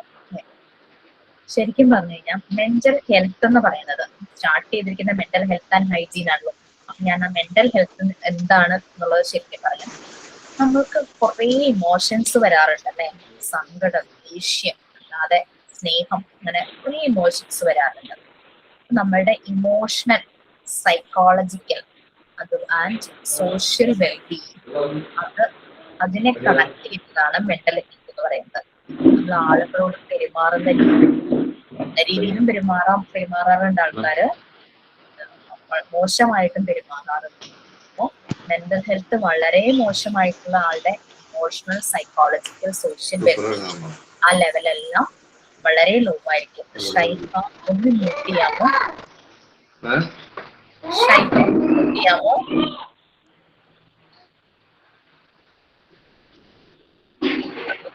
അപ്പോ നമ്മളുടെ ഇമോഷണൽ, ഷൈഫ അറിയുന്നില്ല തോന്നുന്നു, ഇമോഷണൽ, സൈക്കോളജിക്കൽ, അതുപോലെ തന്നെ സോഷ്യൽ വെൽബീയിങ്ങിന്റെ എല്ലാം കൂടെ കണക്ട് ചെയ്യുന്നതാണ് മെന്റൽ ഹെൽത്ത് എന്ന് പറയുന്നത്. അപ്പൊ നമ്മള് ചിന്തിക്കുന്ന കാര്യം, നമ്മൾ ഫീൽ ചെയ്യുന്ന കാര്യം, അതുവഴി നമ്മുടെ ആക്ഷൻസ്, ഇതിലെല്ലാം ഇത് അഫക്റ്റ് ചെയ്യും. മെന്റൽ ഹെൽത്ത് ശരിയല്ലെങ്കിൽ നമ്മളുടെ തോട്ട്സ്, നമ്മൾ ഫീൽ ചെയ്യുന്ന കാര്യം, നമ്മുടെ ആക്ഷൻസ് എല്ലാം, അതല്ലേ പറയാ, മനസ്സ് ഡിസ്റ്റർബ്ഡ് ആയിരിക്കുമ്പോൾ നിങ്ങൾ ഒരു മെയിൻ കാര്യങ്ങളൊന്നും ചെയ്യരുതെന്ന് പറയില്ലേ. മനസ്സ് ഡിസ്റ്റർബ്ഡ് ആവുന്ന സമയത്ത് പ്രധാനപ്പെട്ട കാര്യങ്ങളിലൊന്നും എൻഗേജ്ഡ് ആവരുതെന്ന് പറയും. അതായത് നമ്മൾ ആലോചിക്കുന്നതും ഫീൽ ചെയ്യുന്നതും ആക്ട് ചെയ്യുന്നതും എല്ലാം അതിലേക്ക് അങ്ങ് റിഫ്ലക്ട് ചെയ്യും, അതിനെ വളരെ മോശമായിട്ട് ബാധിക്കും. ഇത് നമ്മൾ എങ്ങനെ നമ്മുടെ സ്ട്രെസ്സിനെ മാനേജ് ചെയ്യുന്നു മെന്റൽ ഹെൽത്ത് റിലേറ്റഡ് ആണ്. നമുക്ക് നല്ല രീതിയിൽ മാനേജ് ചെയ്യാൻ പറ്റുവാണെങ്കിൽ നമ്മളുടെ മെന്റൽ ഹെൽത്ത് കുഴപ്പമില്ല എന്ന് വിചാരിക്കാം. അഥവാ നമുക്ക് തോന്നുവാണ് എനിക്കിത് മാനേജ് ചെയ്യാൻ പറ്റുന്നില്ല എന്ന് തോന്നിക്കഴിഞ്ഞാൽ നമുക്ക് സപ്പോർട്ട് എടുക്കാം, അതിന് കുഴപ്പമില്ല. കാരണം നമുക്ക് ഇപ്പോഴും മനസ്സ് ഡിസ്റ്റർബ്ഡ് ആയിരിക്കുന്നത് നമുക്ക് ഭയങ്കര ബുദ്ധിമുട്ടാണ്, തലവേദന വരും, വരും അല്ലെ. ഏതൊരു സ്റ്റേജിലും, ജീവിതത്തിന്റെ എല്ലാ സ്റ്റേജിലും, എവറി സ്റ്റേജിലും മെന്റൽ ഹെൽത്ത് വളരെ ഇമ്പോർട്ടന്റ് ആണ്. ചെറിയ കുട്ടികൾ തുടങ്ങി പ്രായമായവർ വരെ ഇത് സ്ട്രെസ് മാനേജ്മെന്റ് അത് ശരിക്കും വരുന്നതാണ്. പരീക്ഷാ സമയമാകുമ്പോൾ കുട്ടികളെ നമ്മൾ ഒത്തിരി സപ്പോർട്ട് ചെയ്യും. അവരുടെ ആ സ്ട്രെസ് കുറയ്ക്കാൻ വേണ്ടിയിട്ട് പല ക്ലാസ്സസ് വെക്കും, സെഷൻസ് വെക്കും, അല്ലെങ്കിൽ അവരുടെ രീതികൾ മനസ്സിലാക്കി അവരെ കുറെ സപ്പോർട്ട് ചെയ്യും. ഇങ്ങനെയുള്ള കാര്യങ്ങൾ ശ്രദ്ധിച്ചാൽ മതി എന്നെല്ലാം പറഞ്ഞ് നമ്മൾ സപ്പോർട്ട് ചെയ്യാറുണ്ട്. ഇത് പ്രധാനമായിട്ടും, അതായത് ചൈൽഡ്ഹുഡ്, അഡോൾസൻസ്, അഡൾട്ട്ഹുഡ്, അങ്ങനെയൊക്കെ എല്ലാ സ്റ്റേജിലും, ലൈഫിന്റെ എല്ലാ സ്റ്റേജിലും മെന്റൽ ഹെൽത്ത് വളരെ ഇമ്പോർട്ടന്റ് ആണ്. ബോഡിയും മൈൻഡും സെപ്പറേറ്റ് അല്ല അല്ലേ. നമുക്കറിയാലോ എന്താ സംഭവിക്കുന്നത്. ഭയങ്കര ടെൻഷൻ വരുമ്പോ എന്താ ഉണ്ടാവുന്നത്, തലവേദന വരും. പിന്നെ ചില കുട്ടികളെ കണ്ടിട്ടില്ലേ, പരീക്ഷാ ദിവസം ഭയങ്കര വോമിറ്റിങ്, അല്ലെങ്കിൽ ടോയ്ലറ്റിൽ ഇങ്ങനെ പോയിക്കൊണ്ടേയിരിക്കും. അപ്പൊ നമ്മളുടെ മൈൻഡിൽ ഒരു ഡിസ്റ്റർബൻസ് വന്നു കഴിഞ്ഞാൽ അത് നമ്മളുടെ ഫിസിക്കൽ ആക്ഷനിലൂടെ അത് കാണിക്കും അല്ലേ. തലവേദന വരുന്നു, വയറുവേദന വരുന്നു, ലൂസ് മോഷൻ വരുന്നു, അല്ലെ, ടെൻഷൻ വരുമ്പോഴും ഒക്കെ നമുക്ക് ഈ ഒരു പ്രശ്നം വരുന്നു. അപ്പൊ മൈൻഡ് ആൻഡ് ബോഡി എന്ന് പറയുന്നത് സെപ്പറേറ്റ് അല്ല, ഒന്ന് തന്നെയാണ്. മനസ്സിലുണ്ടാകുന്നതിന്റെ ബുദ്ധിമുട്ട് നമ്മുടെ ബോഡിയിലൂടെ റിഫ്ലക്ട് ചെയ്ത് കാണിക്കും. സോ രണ്ടും രണ്ടല്ല, ഒന്ന് തന്നെയാണ്. ഡൈജസ്റ്റീവ് പ്രോബ്ലംസ് വരും, ആൻസൈറ്റി, സ്റ്റൊമക്ക് അപ്സെറ്റിന് കാരണമാകും, ഉറക്കമില്ലായ്മ, നമ്മൾ റെസ്റ്റ്ലെസ് ആയിട്ട് നടക്കും, കോൺസെൻട്രേഷൻ കുറയും. മെന്റൽ ഹെൽത്ത് വളരെ ഇമ്പോർട്ടന്റ് ആണ്. ഫിസിക്കൽ ഹെൽത്ത് നമുക്കറിയാം, നല്ല ഭക്ഷണം കിട്ടുവാണെങ്കിൽ, നല്ല ക്ലീൻ വാട്ടർ ആണെങ്കിൽ, നമ്മൾ നല്ല ഹൈജീൻ ആണെങ്കിൽ, നമുക്ക് ഫിസിക്കൽ ഹെൽത്ത് നല്ലപോലെ എക്സസൈസ് ചെയ്യുവാണെങ്കിൽ ഇതെല്ലാം കറക്റ്റ് ആണ്. പക്ഷെ മനസ്സ് ഡിസ്റ്റർബ്ഡ് ആയി കഴിഞ്ഞു കഴിഞ്ഞാൽ അത് നമുക്ക് മാനേജ് ചെയ്യാൻ പറ്റണം. നമുക്ക് ഭക്ഷണം കൊടുത്തത് മാനേജ് ചെയ്യാൻ പറ്റില്ല, അത് നമുക്ക് നല്ല രീതിയിൽ തന്നെ മാനേജ് ചെയ്യാൻ പറ്റും. നിങ്ങൾ വായിച്ചതിനകത്ത് മെന്റൽ ഹെൽത്ത് ഒരു സയൻസ് ആണ്. മെന്റൽ ഹെൽത്ത് അല്ല, മെന്റൽ ഹൈജീൻ.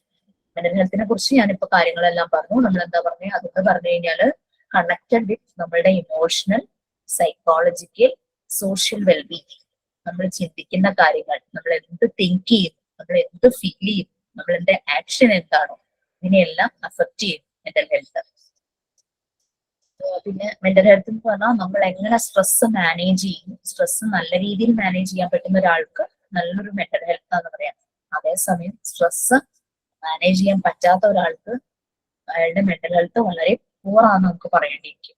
അങ്ങനെ അപ്പൊ അത് ഏത് ലൈഫിന്റെ ഏത് സ്റ്റേജിലും അത് ഇമ്പോർട്ടൻസ് ആണ്. ചൈൽഡ്ഹുഡ് ആയാലും അഡോളസൻസ് ആയാലും അഡൾട്ട്ഹുഡ് ആയാലും വയസ്സായി കഴിഞ്ഞാലും. ഓക്കെ, മൈൻഡും ബോഡിയും സെപ്പറേറ്റ് യൂണിറ്റ്സ് അല്ല, ഒന്ന് തന്നെയാണ്. കാരണം എന്താണെന്ന് വെച്ച് കഴിഞ്ഞാൽ നമുക്കൊരു ഡിപ്രഷൻ വരുമ്പോഴേക്കും നമുക്കൊരു ഹെഡേക്ക് വരും, ക്ഷീണം വരുന്നു, നമുക്ക് ഡൈജസ്റ്റീവ് പ്രോബ്ലംസ് ഉണ്ടാവും, ആൻസൈറ്റി, നമുക്ക് സ്റ്റൊമക്ക് അപ്സെറ്റ് ഉണ്ടാവും, ഉറക്കമില്ലായ്മ വരുന്നു, നമ്മൾ ഭയങ്കര റെസ്ലെസ് ആവും, കോൺസെൻട്രേഷൻ കുറയും. അപ്പോൾ മൈൻഡ് ആൻഡ് ബോഡി സെയിം ആണ്. ഇത്രയും കാര്യങ്ങളാണ് മെന്റൽ ഹെൽത്തിനെ കുറിച്ച് എനിക്കൊരു ഇൻട്രൊഡക്ഷൻ പറഞ്ഞത്. അത് ഇതിലില്ല, ഞാൻ പറഞ്ഞതേ ഉള്ളൂ. പിന്നെ mental hygiene, concept of mental hygiene. Mental hygiene ഒരു സയൻസ് ആണ് which deals with the process of attaining mental health. നമുക്കറിയാം, നമ്മൾ ഫിസിക്കലി ഹൈജീൻ കാത്തു സൂക്ഷിക്കാനാണ് നമ്മുടെ ഹെൽത്ത് നന്നായിരിക്കുള്ളൂ, ഫിസിക്കൽ ഹെൽത്ത്. അതുപോലെ തന്നെ മെന്റൽ ഹൈജീൻ ഉണ്ടെങ്കിൽ മാത്രമാണ് നമ്മളുടെ മെന്റൽ ഹെൽത്ത് കറക്റ്റ് ആവുള്ളൂ. സോ മെന്റൽ ഹൈജീൻ ഒരു സയൻസ് ആണ് which deals with the process of attaining mental health. Mental health attain ചെയ്യാനുള്ള ഒരു സയൻസ്, ഒരു പ്രോസസ്സാണ് മെന്റൽ ഹൈജീൻ എന്ന് പറയുന്നത്. അതായത് നമുക്ക് എന്തെങ്കിലും മെന്റൽ ഇൽനെസ് ഉണ്ടെങ്കിൽ അതിനെ മാറ്റുക, പിന്നെ മെന്റൽ ഹെൽത്തിനെ പ്രൊമോട്ട് ചെയ്യുക. എപ്പോഴും prevention and treatment of mental illness. Mental health അതിനെ പ്രൊമോട്ട് ചെയ്യുന്നതിനൊപ്പം മെന്റൽ ഇൽനെസിന്റെ ട്രീറ്റ്മെന്റ്, പ്രിവെൻഷൻ ആൻഡ് ട്രീറ്റ്മെന്റ്. നമ്മളെപ്പോഴും നമുക്ക് അസുഖം വരാതിരിക്കാൻ, ഫിസിക്കലായിട്ടുള്ള ഒരു അസുഖമാണെങ്കിൽ അസുഖം വരാതിരിക്കാൻ നമ്മൾ ശ്രമിക്കും.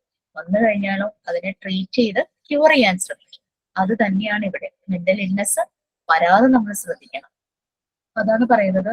പലപ്പോഴും ബുദ്ധിമുട്ടുള്ള സിറ്റുവേഷൻ ആണെങ്കിൽ നമ്മൾ അതിൽ നിന്നും മാറും, അല്ലെങ്കിൽ നമുക്കത് മാനേജ് ചെയ്യാൻ പറ്റണം, അല്ലെങ്കിൽ നമ്മൾ മെന്റലി ഡൗൺ ആയിപ്പോ, നമുക്ക് മെന്റലി ഇൽ വരും. അത് നമ്മളുടെ മെന്റൽ ഹെൽത്തിനെ ബാധിക്കും.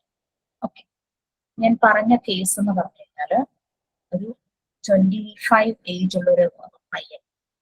അവന്റെ പ്രശ്നം എന്താന്ന് വെച്ച് കഴിഞ്ഞാല് അവന്റെ അമ്മയുടെ ചേച്ചി, അവരൊരു വിഡോ ആണ്, 50+ ആയി. അപ്പം ഇവന് അവരെ മനസ്സിൽ വിചാരിച്ച് അവന് അങ്ങനെ വിചാരിക്കാൻ പാടില്ലാത്ത ചില തോട്ട്സ് വരും. അവൻ എത്ര വിചാരിച്ചിട്ടും അവനത് കൺട്രോൾ ചെയ്യാൻ പറ്റത്തില്ല. അമ്മയുടെ സ്ഥാനമുള്ള ആണ്, പക്ഷെ അവന് ആവശ്യമില്ലാത്ത തോട്ട്സ് വരില്ല.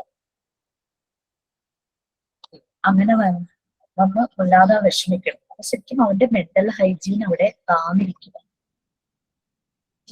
അവൻ ആ തോട്ട്സ് വേറെ എന്തെങ്കിലും ആരെങ്കിലും വെച്ചിട്ട്, മീൻസ് ആ ഒരു റിലേഷൻ അങ്ങനത്തെ അല്ലാത്ത, അതൊരു ഡിവൈൻ ആയിട്ടുള്ള റിലേഷൻ ആണല്ലോ, അമ്മയുടെ സ്ഥാനമുള്ള ഒരു, അങ്ങനെ വന്നു അവന്റെ മെന്റൽ ഹൈജീൻ അവിടെ ഒത്തിരി താന്നു പോയി. ഇതാണ് മെന്റൽ ഹൈജീൻ, മെന്റൽ ഹെൽത്ത്. അതുകൊണ്ട് എന്താ, അവൻ ഡിപ്രഷനിലേക്ക് പോയി, അവന്റെ മെന്റൽ ഹെൽത്ത് ലോ ആയി. മനസ്സിലായോ മെന്റൽ ഹെൽത്തിന്റെ ഇമ്പോർട്ടൻസ്? ഇതൊരു കേസാണ്, അത് സോൾവ് ചെയ്തു. ലൈക്ക് ഒരു വിഡോ അല്ലേ, 50+ ആയിട്ടുള്ളൂ. ഞാൻ പറഞ്ഞു അവർക്ക് ഒരു കല്യാണം, നിങ്ങൾ വീട്ടുകാർ വെച്ച് ഒരു കല്യാണം ആലോചിക്കാൻ പറഞ്ഞു. പിന്നെ അത് കല്യാണം കഴിച്ചതോടെ അവൻ കൂളായി, ഭയങ്കര റിലാക്സ്ഡായി. ഇതൊക്കെ മാറി ഒരുവിധം ടൈം എടുത്തു. പക്ഷെ ആ ഒരു ഏജുമാണ്, ആ ഒരു തോട്ട്സ് ഒക്കെ വരുന്നതാണ്. അതവന് മാനേജ് ചെയ്യാൻ പറ്റാതെ വന്നു. പക്ഷെ അതവൻ വല്യമ്മയെ മനസ്സിൽ വിചാരിച്ച് അവൻ ചെയ്യാൻ തുടങ്ങിയപ്പോഴേക്കും അതവന് പിന്നെ ഡിപ്രഷനിലേക്ക് ചെയ്യുന്ന സമയത്ത് അതിനെപ്പറ്റി ചിന്തിക്കുന്നില്ല, പക്ഷെ അതിന് ശേഷം ഡിപ്രഷനിലേക്ക് പോയി.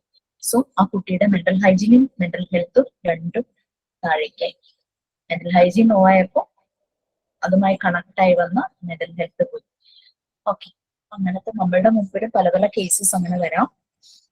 ഇതിന്റെ ഒരു ബാലൻസ് ആണ് മെന്റൽ ഹെൽത്തും മെന്റൽ ഹൈജീന്റെ ആ ഒരു ബാലൻസ്. ഇത് ആണ് ആളുകളുടെ പേഴ്സണാലിറ്റി ഡെവലപ്പ് ചെയ്യുന്നത്.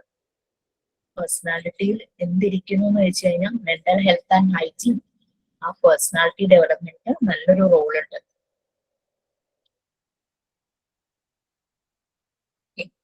ക്രോ ആൻഡ് ഗ്രോ ഞാൻ പറഞ്ഞിരുന്നല്ലോ. ക്രോ ആൻഡ് ഗ്രോ 2 ഓതേഴ്സ് ആണ്. എഡ്യൂക്കേഷണൽ സൈക്കോളജി, നിങ്ങൾക്ക് ഒരു ചാപ്റ്റർ തന്നെ വരുന്നുണ്ട് എഡ്യൂക്കേഷണൽ സൈക്കോളജി എന്നുള്ളത്. എഡ്യൂക്കേഷണൽ സൈക്കോളജിയിലെ ബുക്സ് എഴുതിയിട്ടുള്ള ഓതേഴ്സ് ആണ് ക്രോ ആൻഡ് ഗ്രോ. അവര് ലെസ്റ്റർ ഡി ക്രോയും ആലീസ് വി ക്രോയും ആണ് ഈ ഓതേഴ്സ്. നിങ്ങൾക്ക് ഗൂഗിൾ ചെയ്ത് കഴിഞ്ഞാൽ അവരുടെ മുഴുവൻ പേര് കിട്ടും. ലെസ്റ്റർ LESTER D ക്രോ, പിന്നെ ആലീസ് വി ക്രൂ. ഇവരാണ് ആ 2 ഓതേഴ്സ്. അവര് പറയുന്നത് അവരുടെ ഇതിനനുസരിച്ച് ഇതിന്റെ ഡെഫിനിഷൻ, മെന്റൽ ഹൈജീൻ എന്ന് പറയുന്നത് ഒരു സയൻസ് ആണ് that deals with human welfare. നമുക്ക് എന്താ വേണ്ട? എല്ലാവർക്കും സമാധാനം, സന്തോഷം, ഒരു ഹാർമണി, പീസ് ഓഫ് മൈൻഡ് അല്ലെ?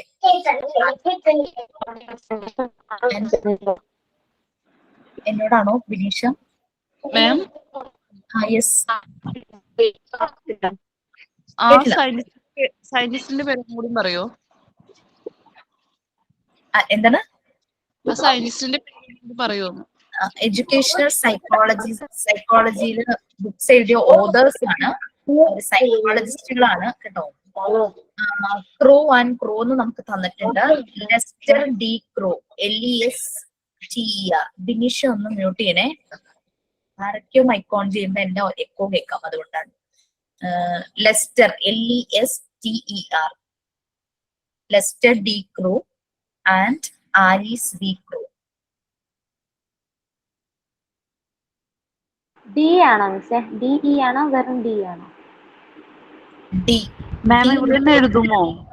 യെസ്. എനിക്ക് എഴുതാൻ ഭയങ്കര മടിയുള്ള ആളാണ്.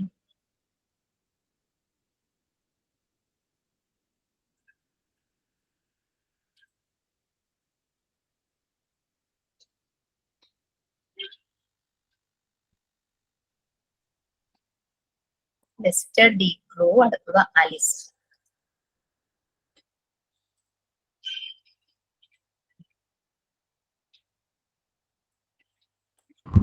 Thank you ma'am. അതാരോ നീതു എഴുതിയിട്ടല്ലോ, സിജി എഴുതിയിട്ടുണ്ടായിരുന്നു. Thank you. അപ്പൊ ഇവര് പറയുന്നത് according to them mental hygiene എന്ന് പറയുന്ന ഒരു സയൻസ് ആണ് that deals with human welfare and pervades spread all fields of human relationship. എല്ലാ ഹ്യൂമൻ റിലേഷൻഷിപ്പിന്റെ എല്ലാ ഫീൽഡിലേക്കും സ്പ്രെഡ് ആകുന്നത്, ഈ പീസ് ആൻഡ് ഹാർമണി സ്പ്രെഡ് ആവണം. അതാണ് മെന്റൽ ഹൈജീൻ എന്ന് പറയുന്നത്. സയൻസ് ആണ്, ആളുകളുടെ ഹ്യൂമൻ വെൽഫെയറിനെ ഡീൽ ചെയ്യുന്ന ഒരു സയൻസ് ആണ് മെന്റൽ ഹൈജീൻ എന്ന് പറയുന്നത്. അത് മെന്റൽ ഹൈജീൻ എല്ലാ ഹ്യൂമൻ റിലേഷൻഷിപ്പിലും, നമ്മൾ പറയില്ലേ ഹെൽത്തി റിലേഷൻഷിപ്പ് ആയിരിക്കണം എന്ന് എപ്പോഴും പറയുമല്ലോ. കുട്ടികൾക്ക്, ടീനേജിലേക്ക് പോകുന്ന കുട്ടികളോട് നമ്മൾ എപ്പോഴും പറയും ഹെൽത്തി റിലേഷൻഷിപ്പ് ആയിരിക്കണം. നമുക്ക് ടോക്സിക് റിലേഷൻഷിപ്പ് നമുക്ക് മെന്റൽ സ്ട്രെയിൻ ആയിരിക്കും. ടോക്സിക് ആയിട്ടുള്ള റിലേഷൻഷിപ്പ് എപ്പോഴും കട്ട് ചെയ്യുക എന്നുള്ളത് തന്നെയാണ് എല്ലാവരും പറയുന്നത്. ഈ ടോക്സിക് റിലേഷൻഷിപ്പിൽ വരുമ്പോഴാണല്ലോ പലപ്പോഴും വയലൻസിലേക്കൊക്കെ പോകുന്നത്. ഒരു അനിഷ്ടം കാണിക്കുമ്പോൾ ആസിഡ് അറ്റാക്കും, കത്തിക്കുത്തും, പൊള്ളിക്കലും, അങ്ങനെയൊക്കെ ഓരോരോ കാര്യങ്ങൾ നടക്കുന്നത്. അപ്പോൾ ഹ്യൂമൻ റിലേഷൻഷിപ്പിന്റെ എല്ലാ ഫീൽഡിലേക്കും സ്പ്രെഡ് ആകുന്ന രീതിയിൽ ഹ്യൂമൻ വെൽഫെയറിനെ ഡീൽ ചെയ്യുന്ന ഒരു സയൻസ് ആണ് മെന്റൽ ഹൈജീൻ എന്ന് പറയുന്നത്.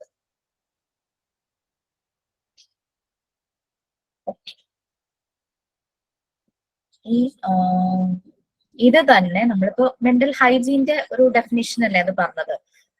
According to them mental hygiene is a science that deals with human welfare and spreads all fields of human relationship. എല്ലാ ഹ്യൂമൻ റിലേഷൻഷിപ്പിന്റെ അച്ഛനും മകളും, പാരന്റ്സും കുട്ടികളും, സിബ്ലിങ്സ്, സിസ്റ്റേഴ്സ് തമ്മിൽ, സിസ്റ്റർ ബ്രദർ, അങ്ങനെ ഫ്രണ്ട്സ്, അങ്ങനെ എന്തെല്ലാം human relationship, husband and wife, lovers, അങ്ങനെ എന്തെല്ലാം ഹ്യൂമൻ റിലേഷൻഷിപ്സ് ഉണ്ടോ അതിലേക്ക് സ്പ്രെഡ് ആകുന്ന രീതിയിൽ ഹ്യൂമൻ വെൽഫെയറിനെ ഡീൽ ചെയ്യുന്ന ഒരു സയൻസ് ആണ് മെന്റൽ ഹൈജീൻ എന്ന് പറയുന്നത്. ഇനി മെന്റൽ ഹെൽത്ത്, അവർ പറയുന്ന മെന്റൽ ഹെൽത്തിന്റെ ഒരു, അതിനെ തന്നിട്ടില്ല, മെന്റൽ ഹെൽത്തിന്റെ ഒരു ഡെഫിനിഷൻ എന്ന് പറയുന്നത് സെയിം തന്നെ deals with human welfare. Human വെൽഫെയറിനെ ഡീൽ ചെയ്യുന്ന ഒരു സയൻസ് തന്നെയാണ് മെന്റൽ ഹെൽത്തും. പക്ഷെ അത് എല്ലാ ഹ്യൂമൻ റിലേഷൻഷിപ്പിനെയും അഡോപ്റ്റ് ചെയ്യുന്നു, സ്വീകരിക്കുന്ന എല്ലാ ഫീൽഡും ഹ്യൂമൻ റിലേഷൻഷിപ്പിനെ അഡോപ്റ്റ് ചെയ്യുന്ന ഒരു സയൻസ് ആണ് മെന്റൽ ഹെൽത്ത് എന്ന് പറയുന്നത്. മറ്റേത് സ്പ്രെഡ് ചെയ്യുന്നു, എല്ലാ റിലേഷനിലേക്കും സ്പ്രെഡ് ആകുന്ന രീതിയിലുള്ളതാണ് മെന്റൽ ഹൈജീൻ എങ്കിൽ, ഇതെല്ലാം അഡോപ്റ്റ് ചെയ്ത് ഉൾക്കൊള്ളുന്നതാണ് മെന്റൽ ഹെൽത്ത് എന്ന് പറയുന്നത്. അവിടെയാണ് നമ്മൾ ടോക്സിക് റിലേഷനും ഹെൽത്തി റിലേഷനും മെയിൻ ആയിട്ടും ഓർക്കേണ്ടത്. ഓക്കെ,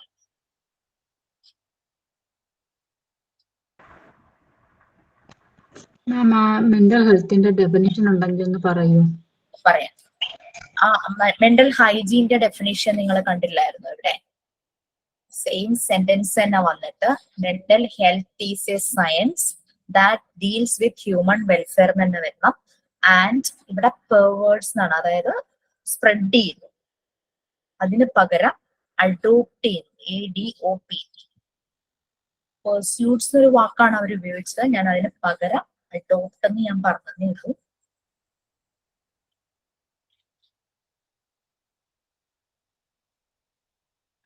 അഡോപ്റ്റ്, ഫോളോ ചെയ്യുന്നു, ചൂസ് ചെയ്യുന്നു. ഓക്കെ, ഒക്കെയാണ് മീനിങ്. അത് എടുക്കുന്നു, അങ്ങനെ തന്നെ അത് എടുക്കുന്നു. പെർവേർഡ്സിന് പകരം അഡോപ്റ്റ്. ബാക്കി എല്ലാ സെന്റൻസും സെയിം തന്നെ. മെന്റൽ ഹൈജീന് പകരം മെന്റൽ ഹെൽത്ത്. ബാക്കിയെല്ലാം വന്നിട്ട് പെർവേർഡ്സ് എന്നാണ്, സ്പ്രെഡ് എന്നാണ് മീനിങ്. ഇവിടെ അതിന് പകരം അഡോപ്റ്റ്, ഫോളോ ചെയ്യുന്നു, ചൂസ് ചെയ്യുന്നു, ആ ഒരു മീനിങ്.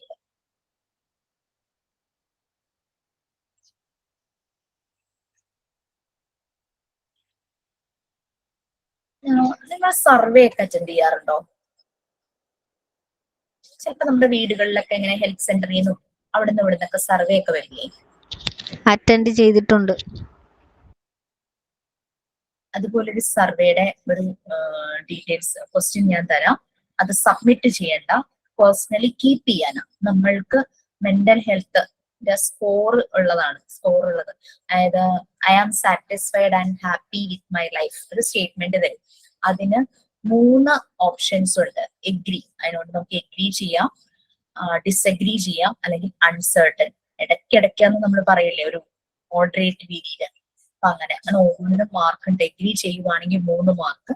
നമ്മൾ ലോയൽ ടു അവർ സെൽഫ്, നമ്മളോട് തന്നെ വിശ്വസ്ത പുലർത്തിയിട്ട് ആ തന്നിരിക്കുന്ന സ്റ്റേറ്റ്മെന്റ് വെച്ചിട്ട് അത് കംപ്ലീറ്റ് ആൻസർ ചെയ്ത് നോക്കണം. നമുക്ക് കിട്ടുന്ന സ്കോർ നോക്കിയിട്ട്, സ്കോർ നമ്മൾ 3ആയിട്ട് കാറ്റഗറൈസ് ചെയ്തിട്ടുണ്ട്.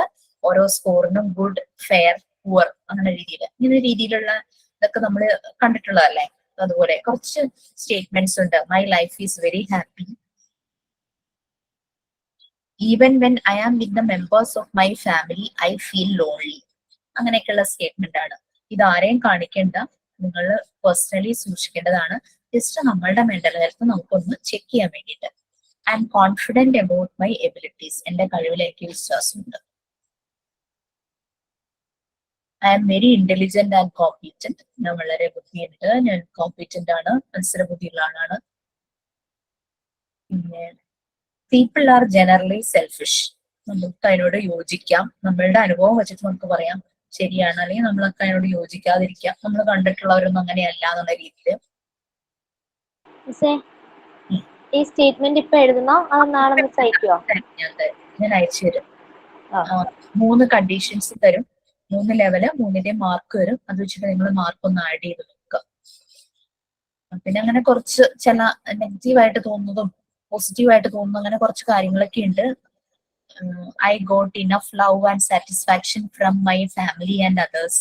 No need to discuss with others. മറ്റുള്ളവരോട് ഡിസ്കസ് ചെയ്തിട്ട് എഴുതുന്നൊന്നും വേണ്ട കേട്ടോ. നമുക്ക് എന്താണോ ഫീൽ ചെയ്തത് അത് എഴുതുക. എന്നാലല്ലേ നമ്മുടെ സ്വന്തം മെന്റൽ ഹെൽത്ത് എത്രത്തോളം ഉണ്ടെന്ന് നമുക്ക് മനസ്സിലാക്കാൻ പറ്റുള്ളൂ. ഈ ഒരു സ്റ്റേറ്റ്മെന്റ് ഞാൻ തരാം, അത് ജസ്റ്റ് ഒന്ന് നോക്കിയിട്ട് കയ്യിൽ കീപ്പ് ചെയ്താൽ മതി. സബ്മിഷൻ ഉള്ളതല്ല, മറ്റുള്ളവരെ കാണിക്കണം ഇല്ല. എനിക്ക് വേണമെങ്കിൽ നിങ്ങളുടെ ലവ്ഡ് വൺസ് ആരെങ്കിലും ഉണ്ടെങ്കിൽ അവരുടെയും ചെക്ക് ചെയ്യാം ഇത് വെച്ചിട്ട്. അപ്പൊ അത് ഞാൻ അടുത്ത ക്ലാസ്സിൽ തരാം. നെക്സ്റ്റ് നമ്മള് എയിംസ് ആൻഡ് ഒബ്ജക്റ്റീവ്സ് എന്താണെന്ന് മനസ്സിലായില്ല. ഓക്കെ, ഞാൻ കുറച്ച് സ്റ്റേറ്റ്മെന്റ് തരും വിനീഷ. അത് മലയാളത്തിൽ വേണോ ഇംഗ്ലീഷിൽ? കുറച്ച് സിമ്പിൾ ആക്കി ഇംഗ്ലീഷിൽ തരാം. അത് തന്നിട്ട് നിങ്ങൾ അതിനോട് യോജിക്കുന്നുണ്ടോ ഇല്ലയോ എന്നുള്ളതാണ് എഴുതേണ്ടത്. ഫോർ എക്സാമ്പിൾ പറയുകയാണെങ്കിൽ my life is very happy, ഞാൻ വളരെ ഹാപ്പി ആയിട്ട് ജീവിക്കുന്നു എന്നുള്ളത് നമുക്ക് എഗ്രി ചെയ്യാം, ഡിസഗ്രി ചെയ്യാം, സമ്മതിക്കാം, സമ്മതിക്കാതിരിക്കാം, ചിലപ്പോ എന്ന് പറയുന്നത് ചിലപ്പോ. പിന്നെ I get enough love and satisfaction from my family and others. Yes, നമ്മൾ തന്നെ മനസ്സിലാക്കുക. നമ്മുടെ ഉള്ളിലേക്ക് ഒരു ടോർച്ച് അടിക്കും അല്ലേ? നമ്മളെപ്പോഴും ടോർച്ച് പുറത്തേക്ക് അടിച്ചിട്ട് പുറത്തുള്ള കാഴ്ചകൾ കാണാൻ നോക്കും. നമ്മുടെ ഉള്ളിലേക്ക് അടിച്ചിട്ട് ആ വെളിച്ചത്തിൽ എന്തൊക്കെ കാണും എന്നുള്ളത് നമ്മൾ അന്വേഷിച്ച് കണ്ടു. അതാണ് I have no goal in my life. എനിക്ക് ലക്ഷ്യങ്ങളൊന്നുമില്ല. Life just drags on. ജീവിതം ഇങ്ങനെ പോകുന്നു. എനിക്ക് പ്രത്യേകിച്ച് ലക്ഷ്യങ്ങളൊന്നുമില്ല. അതിനോട് നമ്മൾ എഗ്രി ചെയ്യുവാണോ ഡിസഗ്രി ചെയ്യുവാണോ? ചില സമയത്ത് നമ്മൾ ഭയങ്കര കോൺഫിഡന്റ് ആയിട്ട് എനിക്ക് ഗോളൊക്കെ ഉണ്ടെന്ന് വിചാരിക്കും. പക്ഷെ ചിലപ്പോൾ നമ്മളൊക്കെ ഡൗൺ ആയി പോകുമ്പോൾ നമുക്കതൊരു അൺസർട്ടൻ ആണോ അല്ലയോ എന്നൊരു ഉറപ്പില്ലാത്ത ഒരു അവസ്ഥ. അതാണ് 3 കണ്ടീഷൻസ് ആണ്. എഗ്രി, നമ്മൾ സമ്മതിക്കുന്നു. അൺസർട്ടൻ, നമുക്ക് വലിയ അതിനെപ്പറ്റി വലിയൊരു ഇതില്ല. ഡിസഗ്രി, ഒട്ടും യോജിക്കുന്നില്ല. ഞാൻ യോജിക്കുന്നു, യോജിക്കുന്നില്ല, രണ്ടിന്റെ ഇടയ്ക്കുള്ള ഒരു അവസ്ഥ ഉണ്ടല്ലോ. അങ്ങനെ 3 കണ്ടീഷൻസ് തരും. അത് വെച്ചിട്ട് നിങ്ങൾ ഇതൊന്ന് പ്രിപ്പയർ ചെയ്ത് കയ്യിൽ കീപ്പ് ചെയ്യാം. അതിന് 36 തുടങ്ങി 45 വരെ സ്കോർ കിട്ടുവാണെങ്കിൽ ഗുഡ് ആണ് മെന്റൽ ഹെൽത്ത്. 26 35 ആണെങ്കിൽ ഫെയർ. 15 to 25 ആണെങ്കിൽ പുവർ. അത് കണ്ടിട്ട് വിഷമിക്കൊന്നും വേണ്ട. അത് കുറവാണെങ്കിൽ ഇംപ്രൂവ് ചെയ്യണം. അതിപ്പം ഗുഡ് ആണെങ്കിൽ പോലും കുറച്ചുകൂടി ഇംപ്രൂവ് ചെയ്യണമെങ്കിൽ ഞാൻ എന്തൊക്കെ കാര്യങ്ങൾ ശ്രദ്ധിക്കണം എന്ന് നമുക്ക് മനസ്സിലാകും. അല്ലാതെ ആരെയും ഡൗൺ ആക്കാൻ വേണ്ടിയിട്ടുള്ള അല്ല ഈ ടാസ്ക് കിട്ടും. മാം ഒന്നും കൂടി പറഞ്ഞേ. 15 to 25 പോവർ ഞാൻ തരും.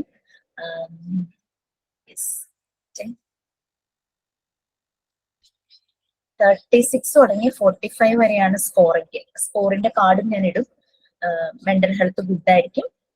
26 to 35 ഫെയർ. 15 to 25 poor. അപ്പൊ ഇത് നോക്കിയിട്ട് നമുക്ക് ഞാൻ എവിടെ ഇംപ്രൂവ് ചെയ്യണം അത് നമുക്ക് മനസ്സിലാകും. എവിടെയാണ് എനിക്ക് പ്രശ്നം എന്ന് മനസ്സിലാക്കി എന്റെ മെന്റൽ ഹെൽത്തിന്റെ ഏതൊരു ഭാഗത്താണ് ഞാൻ മാനേജ് ചെയ്യേണ്ടത്, അതിന് ഞാൻ ആരുടെയെങ്കിലും സപ്പോർട്ട് എടുക്കണോ, എനിക്ക് തന്നെ ചെയ്യാൻ പറ്റുമോ, എനിക്ക് അതിനുള്ള കാലിബർ ഉണ്ടോ, അതൊക്കെ നമുക്ക് മനസ്സിലാവും. നമുക്കത് അതിനനുസരിച്ച് ചെയ്യാനായിട്ട് പറ്റും. ഓക്കെ, നെക്സ്റ്റ് വന്നിട്ട് aim and objectives of mental hygiene. ഇപ്പൊ ഇത്രയും കഴിഞ്ഞപ്പോ തന്നെ നിങ്ങൾക്ക് മനസ്സിലായിട്ടുണ്ടാവും മെന്റൽ ഹൈജീനിന്റെ ഇമ്പോർട്ടൻസ്. ഹൈജീനിന്റെ മാത്രമല്ല മെന്റൽ ഹെൽത്തിന്റെ ഇമ്പോർട്ടൻസ് മനസ്സിലായിട്ടുണ്ടാവും. നമുക്കറിയാം അസുഖം വരാതിരിക്കാൻ നമ്മൾ എപ്പോഴും ചെയ്യണത് എന്താ? പ്രിവെൻഷൻ ആണ് അല്ലെ? അസുഖം വരാതിരിക്കാൻ വേണ്ടിയിട്ട് എന്തെങ്കിലും ഡിസോർഡേഴ്സ് ഉണ്ടെങ്കിൽ അതിന്റെ പ്രിവെൻഷൻ നമുക്ക് മനസ്സിലാക്കണം. Understanding of the relationship that exist between healthy personality development and life experiences. പലപ്പോഴും നമുക്ക് പല മാനസിക ബുദ്ധിമുട്ട് വരുമ്പോഴാണ് നമുക്ക് ഈ ഒരു പ്രശ്നം മെന്റൽ ഹൈജീനും മെന്റൽ ഹെൽത്തും നമുക്ക് ഇങ്ങനെ താന്നു പോകുന്നത്. ഇങ്ങനെയുള്ള ഡിസോർഡേഴ്സിന്റെ പ്രിവെൻഷൻ ആണ്. അത് നമ്മൾ മനസ്സിലാക്കണം. ഹെൽത്തി പേഴ്സണാലിറ്റി ഡെവലപ്മെന്റ് എങ്ങനെയാണ്? Life experience. ചിലർ പറയില്ലേ, ഞാൻ എന്റെ ലൈഫിൽ നിന്നാണ് കുറെ കാര്യങ്ങൾ പഠിച്ച് ഞാനിപ്പോ ഈ ഒരു അവസ്ഥയിൽ എന്നൊക്കെ പറയില്ലേ. ആ ലൈഫ് എക്സ്പീരിയൻസിൽ നിന്ന് നമുക്ക് പലതും മനസ്സിലാക്കി ഈ ഡിസോർഡേഴ്സ് നമുക്ക് പ്രിവെന്റ് ചെയ്യാനായിട്ട് നമുക്ക് തന്നെ പറ്റണം. നമ്മളൊരു ഗ്രൂപ്പിലാണെങ്കിലും നമ്മൾ ഒറ്റയ്ക്കാണെങ്കിലും ആ ഗ്രൂപ്പിന്റെ ഒരു മെന്റൽ ഹെൽത്ത് നമ്മൾ ടേക്ക് കെയർ ചെയ്യണം. അപ്പൊ നമ്മളിപ്പോ ഒരു ഗ്രൂപ്പിലാണ്, ഇൻഡിവിജ്വൽ അല്ല, ഗ്രൂപ്പിലാണ്. അപ്പൊ നമുക്കിപ്പോ ഒരു ഗ്രൂപ്പിൽ ഒരു ഇഷ്യൂ ഒരാൾക്ക് കേൾക്കാൻ പറ്റുന്നില്ല എന്ന് പറയുമ്പോൾ അത് നമ്മളവിടെ സപ്പോർട്ട് ചെയ്യുക, ഇങ്ങനെ ചെയ്ത് നോക്കൂ എന്നൊക്കെ പറഞ്ഞ് നമ്മൾ പറഞ്ഞു കൊടുക്കും. അല്ലെങ്കിൽ PDF കാണാൻ പറ്റുന്നില്ല അങ്ങനെയൊക്കെ പറയുമ്പോൾ നമുക്ക് അറിയല്ലോ. അതുപോലെ ഗ്രൂപ്പിലൊരു ഇഷ്യൂ വന്നു കഴിഞ്ഞാൽ നമ്മൾ ഗ്രൂപ്പിന്റെ ഇൻഡിവിജ്വലി ആണെങ്കിൽ ഇൻഡിവിജ്വലി ഗ്രൂപ്പിന്റെ മെന്റൽ ഹെൽത്ത് ടേക്ക് കെയർ. ഇപ്പൊ നമ്മളുടെ ഫാമിലി ആണെങ്കിൽ തന്നെയും നമ്മൾ ഫാമിലിയുടെ ഹെൽത്തിന്റെ prevention is better than cure. ഹെൽത്തിന്റെ ഫാമിലിയുടെ ഹെൽത്ത് നമ്മൾ വളരെ ഇമ്പോർട്ടൻസ് ആയിട്ട് കണ്ടുകൊണ്ട് നമ്മൾ പല കാര്യങ്ങളും ചെയ്യും. മഴക്കാലം വരുമ്പോൾ വേനൽക്കാലം വരുമ്പോൾ ഒക്കെ നമ്മൾ എന്താണോ അസുഖങ്ങൾ വരാതിരിക്കാനുള്ള പ്രിവെൻഷൻ എടുക്കൂലേ, അതുപോലെ തന്നെ ഒരു മെന്റൽ ഹെൽത്തിന്റെ കാര്യത്തിൽ ഇമ്പോർട്ടൻസ് കൊടുക്കണം. കുട്ടികളെ വഴക്ക് പറയുമ്പോൾ നമ്മൾ ഓർക്കണം, പറയുന്നതിന് മുമ്പ് ഞാൻ അങ്ങനെ പറഞ്ഞു കഴിഞ്ഞാൽ അത് അവനെ എങ്ങനെ ബാധിക്കും, അല്ലെങ്കിൽ അമ്മോട് ഞാൻ ഇങ്ങനെ സംസാരിച്ചു കഴിഞ്ഞാൽ എനിക്ക് അതെങ്ങനെ ഫീൽ ചെയ്യും. ആ ഒരു തോട്ട്, അതാണ് നമ്മൾ പ്രിവെൻഷൻ എടുക്കുന്നത്. ആ ഒരു തോട്ട് നമ്മുടെ ഉള്ളിൽ വന്നു കഴിഞ്ഞാൽ ടേക്ക് കെയർ ചെയ്യാനില്ല. Discovery and application of medicinal measures to cure mental ailment. Ailment എന്ന് പറഞ്ഞു കഴിഞ്ഞാൽ ഡിസീസ്, അസുഖം. പിന്നെ ചില കാര്യങ്ങൾ നമ്മളുടെ ഒരു ലിമിറ്റേഷനിൽ നിൽക്കില്ല. അപ്പൊ അവിടെ നമ്മൾ അത് ക്യൂർ ചെയ്യാനായിട്ട് നമ്മൾ വേണ്ടുന്ന മെഷേഴ്സ് എടുക്കേണ്ടി വരും. ട്രീറ്റ്മെന്റിന് പോകേണ്ടതോ തെറാപ്പി ചെയ്യേണ്ടതായിട്ടുള്ള ആവശ്യങ്ങളായിട്ട് വരും. അപ്പൊ ആ സമയത്ത് അത് നോക്കുക. പിന്നെ നമുക്ക് ഡെയിലി ചെയ്യാൻ പറ്റുന്ന ആക്ടിവിറ്റീസ്, നമ്മളുടെ മെന്റൽ ഹെൽത്തിനെ സപ്പോർട്ട് ചെയ്യാനും മെയിൻറ്റെയിൻ ചെയ്യാനായിട്ട് മെഡിറ്റേഷൻ ചെയ്യും, യോഗ ചെയ്യും, നമ്മുടെ പ്രെയർ, ഒരു ബിലീഫിൽ വരുന്ന ഒരു പ്രെയർ, അത് ഏറ്റവും വളരെ അങ്ങനെ ഒരു ബിലീഫ് ഇല്ലാത്ത ആൾക്ക് അല്ലാത്ത രീതിയിൽ എങ്ങനെയാണോ മെന്റൽ ഹെൽത്ത് മെയിൻറ്റെയിൻ ചെയ്യും. നമ്മൾ ഹെൽത്ത് ഫിസിക്കൽ ഹെൽത്ത് മെയിൻറ്റെയിൻ ചെയ്യുമല്ലോ, അതിന് കുറെ പ്രിപ്പറേഷൻസ് എടുക്കും, കുറെ സ്റ്റെപ്സ് എടുക്കും. അതുപോലെ തന്നെ മെന്റൽ ഹെൽത്ത് നമ്മൾ മെയിൻറ്റെയിൻ ചെയ്യാം. നമ്മുടെ അരികിലെ ആക്ടിവിറ്റീസിലൂടെ പാട്ട് കേൾക്കാം, ഡാൻസ് ചെയ്യാം, മൂവി കാണാം. അങ്ങനെ സ്ട്രെസ് കുറയ്ക്കാനായിട്ട് നമ്മൾക്ക് എന്തൊക്കെയാണോ ചെയ്യാൻ പറ്റുന്നത് അതെല്ലാം നമുക്ക് ചെയ്യാം. ലോങ് ഡ്രൈവ് ചെയ്യാൻ ഇഷ്ടമൊക്കെ അങ്ങനെ ചെയ്യാം. കുറച്ചു നേരം ഉറങ്ങാനാണെങ്കിൽ അങ്ങനെ ആ ഒരു രീതിയിലെല്ലാം ചെയ്യാനായിട്ട് നോക്കണം. ഇത് വെച്ച് ഞാൻ നിർത്തുവാണ്. അപ്പൊ എന്നോട് ആരും ചോദിച്ചു അസൈൻമെന്റിന്റെ കാര്യം.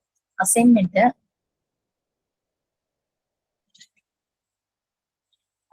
നിങ്ങൾക്ക് തന്നത് വേൾഡ് ന്യൂട്രീഷൻ ഡേയില്, അത് മെയ് 28 ആണ്. നമ്മുടെ സ്കൂളിൽ വർക്ക് ചെയ്യാണ്, സ്കൂളിലെ ഫെസിലിറ്റേറ്റർ ആണ് നിങ്ങള്. Very good. പ്രാർത്ഥിക്കാനാണ് ഇഷ്ടം നമ്മുടെ മെസ്സേജ് വന്നു.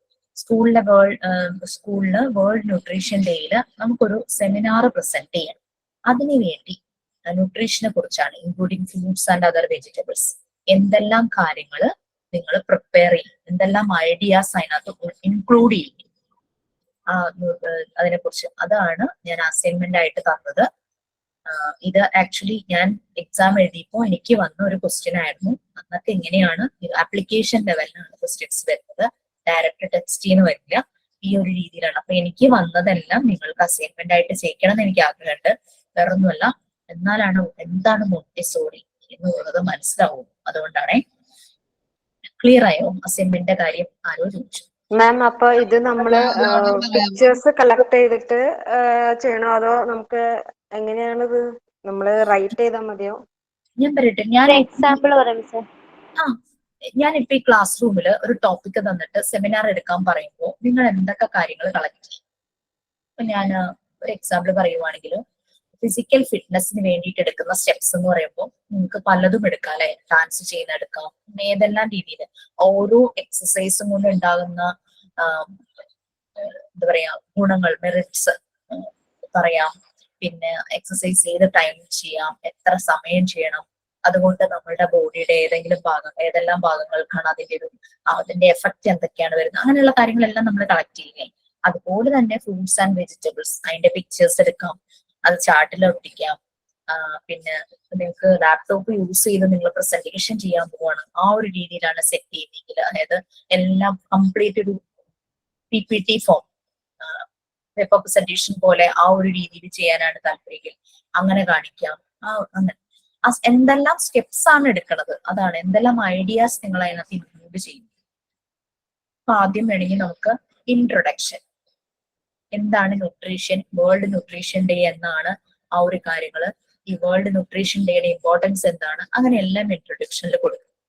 അത് കഴിഞ്ഞ് ന്യൂട്രീഷനുമായിട്ട് ബന്ധപ്പെട്ട് ഫ്രൂട്ട്സ് ആൻഡ് വെജിറ്റബിൾസ്, അതിന്റെ കണ്ടന്റ് അത് പറയാം.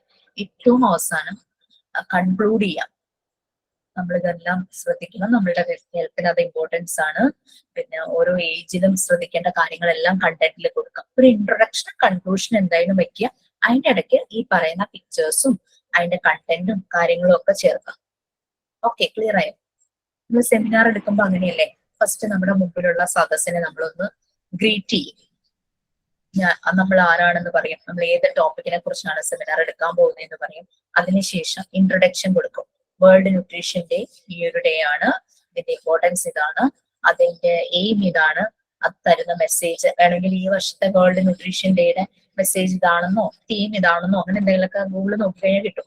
ആ തീം നമുക്ക് പറയാം.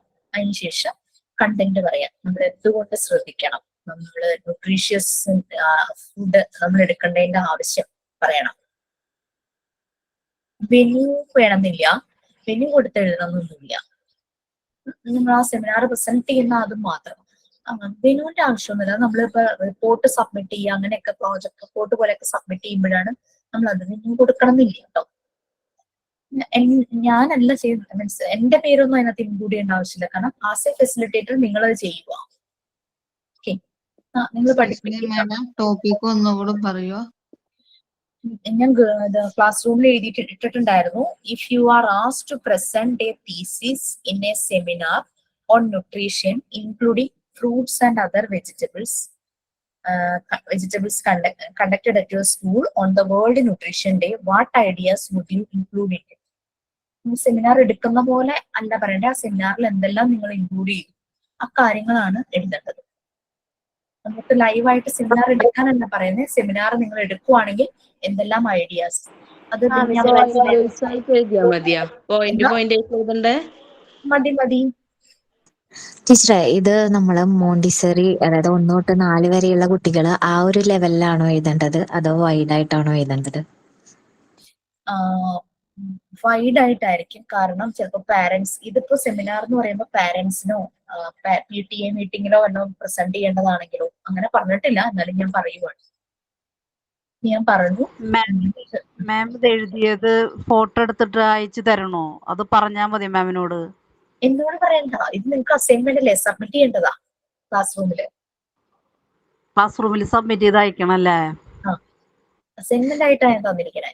ടീച്ചറെ, ഞാനൊരു എക്സാമ്പിള് ചോദിച്ചോക്കട്ടെ. അതായത് നമ്മുടെ സിനിമയില് മഞ്ജു വാര്യർ അന്ന് 30 ആ പടത്തില് അവതരിപ്പിച്ച ആ പച്ചക്കറിയുടെ ഇത് വെച്ചിട്ട് അവതരിപ്പിച്ചില്ലേ, ഹൗ ഓൾഡ് ആർ യു ല്ലേ? ധാരാളം, അത് നല്ലൊരു എക്സാമ്പിളാ. അത് വെച്ചിട്ട് ആ ഒരു ഇതല്ലേ ടീച്ചർ ഉദ്ദേശിക്കുന്നത്? അതെ, ഒരു പ്രസന്റേഷൻ. അതിൽ നിങ്ങൾ എന്തെല്ലാം ഐഡിയാസ്, മഞ്ജു വാര്യരുടെ അത് കണ്ടിട്ട് അപ്പൊ ആ ഒരു ഐഡിയ നമുക്ക് ലൈവായിട്ട് വെജിറ്റബിൾസും ഫ്രൂട്ട്സും കൊണ്ടുപോയി അതുപോലെ കാണിക്കാം. ലാപ്ടോപ്പ് യൂസ് ചെയ്ത് പ്രസന്റേഷൻ കാണിക്കാം, അല്ലെങ്കിൽ നമ്മളായിട്ട് തന്നെ ചാർട്ടില് പിക്ചേഴ്സ് ഒട്ടിച്ച് ചെയ്യാം, അല്ലെങ്കിൽ ചുമ്മാ ഇന്ററാക്റ്റീവ് സെഷൻ ആയിട്ട് വെക്കാം. അതൊക്കെ നിങ്ങളുടെ ഐഡിയ. ആ പ്രസന്റേഷൻ നമ്മൾ അസൈൻമെന്റ് ആയിട്ട് ചെയ്യണം അല്ലേ മിസ്? അതെ. മാം, നമ്മളിപ്പോ പവർ പോയിന്റ് പ്രസന്റേഷൻ ചെയ്യുകയാണെങ്കിൽ അത് അസൈൻമെന്റ് ഞങ്ങൾ അറ്റാച്ച് ചെയ്ത് സെൻഡ് ചെയ്യണം. PPT ഷെയർ ചെയ്യണം എന്നല്ല ഉദ്ദേശിക്കുന്നത്. നിങ്ങൾ എന്തെല്ലാം ഐഡിയാസ് അതിനകത്ത് ഇൻക്ലൂഡ് ചെയ്യും? Return only. കാരണം എനിക്കിത് പരീക്ഷയ്ക്ക് വന്ന ക്വസ്റ്റ്യനാ. എനിക്കവിടെ PPTയും ഇതുപോലെ പടം വരയ്ക്കാനൊന്നുള്ള സമയം നമുക്കില്ലല്ലോ. 6 മാർക്കിന്റെ ഒരു ക്വസ്റ്റ്യൻ ആയിരുന്നു. അപ്പൊ ഞാൻ എന്തെല്ലാം അതിന് വേണ്ടിയിട്ട് ചെയ്തു. ഇതൊരു സെമിനാർ കണ്ടക്ട് ചെയ്യും. അപ്പൊ ഞാനൊരു ഇൻട്രൊഡക്ഷൻ വെച്ചു, കണ്ടന്റ് വെച്ചു. പിന്നെ നമുക്ക് ആരുടെയും പേരൊന്നും, എക്സാം അല്ലേ, പേരല്ലല്ലോ, അവിടെ രജിസ്റ്റർ നമ്പറിലാണ് നമ്മൾ പോകുന്നത്. അപ്പം പേരൊന്നും കാണിക്കാൻ പറ്റില്ല, ഏത് സ്കൂളാണെന്നൊന്നും നമുക്ക് കാണിക്കാൻ പറ്റില്ല. അപ്പൊ അതുകൊണ്ട് കണ്ടന്റ് വെച്ചു, കൺക്ലൂഡ് ചെയ്തു. ഫസ്റ്റ് ഗ്രീറ്റ് ചെയ്തു, ഇൻട്രൊഡക്ഷൻ പറഞ്ഞു, കണ്ടന്റ് കൊടുത്തു, കൺക്ലൂഡ് ചെയ്തു. പിന്നെ ഓരോ ഫ്രൂട്ട്സിന്റെയും വെജിറ്റബിൾസിന്റെയും ഇമ്പോർട്ടൻസ്, വൈറ്റമിൻസ്, അതിനകത്തുള്ള ന്യൂട്രിയൻസും കാര്യങ്ങളും എല്ലാം പറഞ്ഞ് അത് ഓരോ അസുഖങ്ങൾക്കും പ്രിവെന്റ് ചെയ്യാനായിട്ട് പറ്റും, അങ്ങനെയുള്ള രീതിയിലൊക്കെ പറഞ്ഞ് ഒരു കണ്ടന്റ് ഉണ്ടാക്കി. 100 വേർഡ്സ് ആയിരുന്നു ഞങ്ങൾക്ക് പറഞ്ഞത്. നിങ്ങളും അത്രത്തോളം മതിയാവും. Okay ma'am. ഓക്കെ, എന്നാൽ നമുക്ക് വൈൻഡപ്പ് ചെയ്യാം. Thank you yes ma'am, thank you ma'am. Good night ma'am.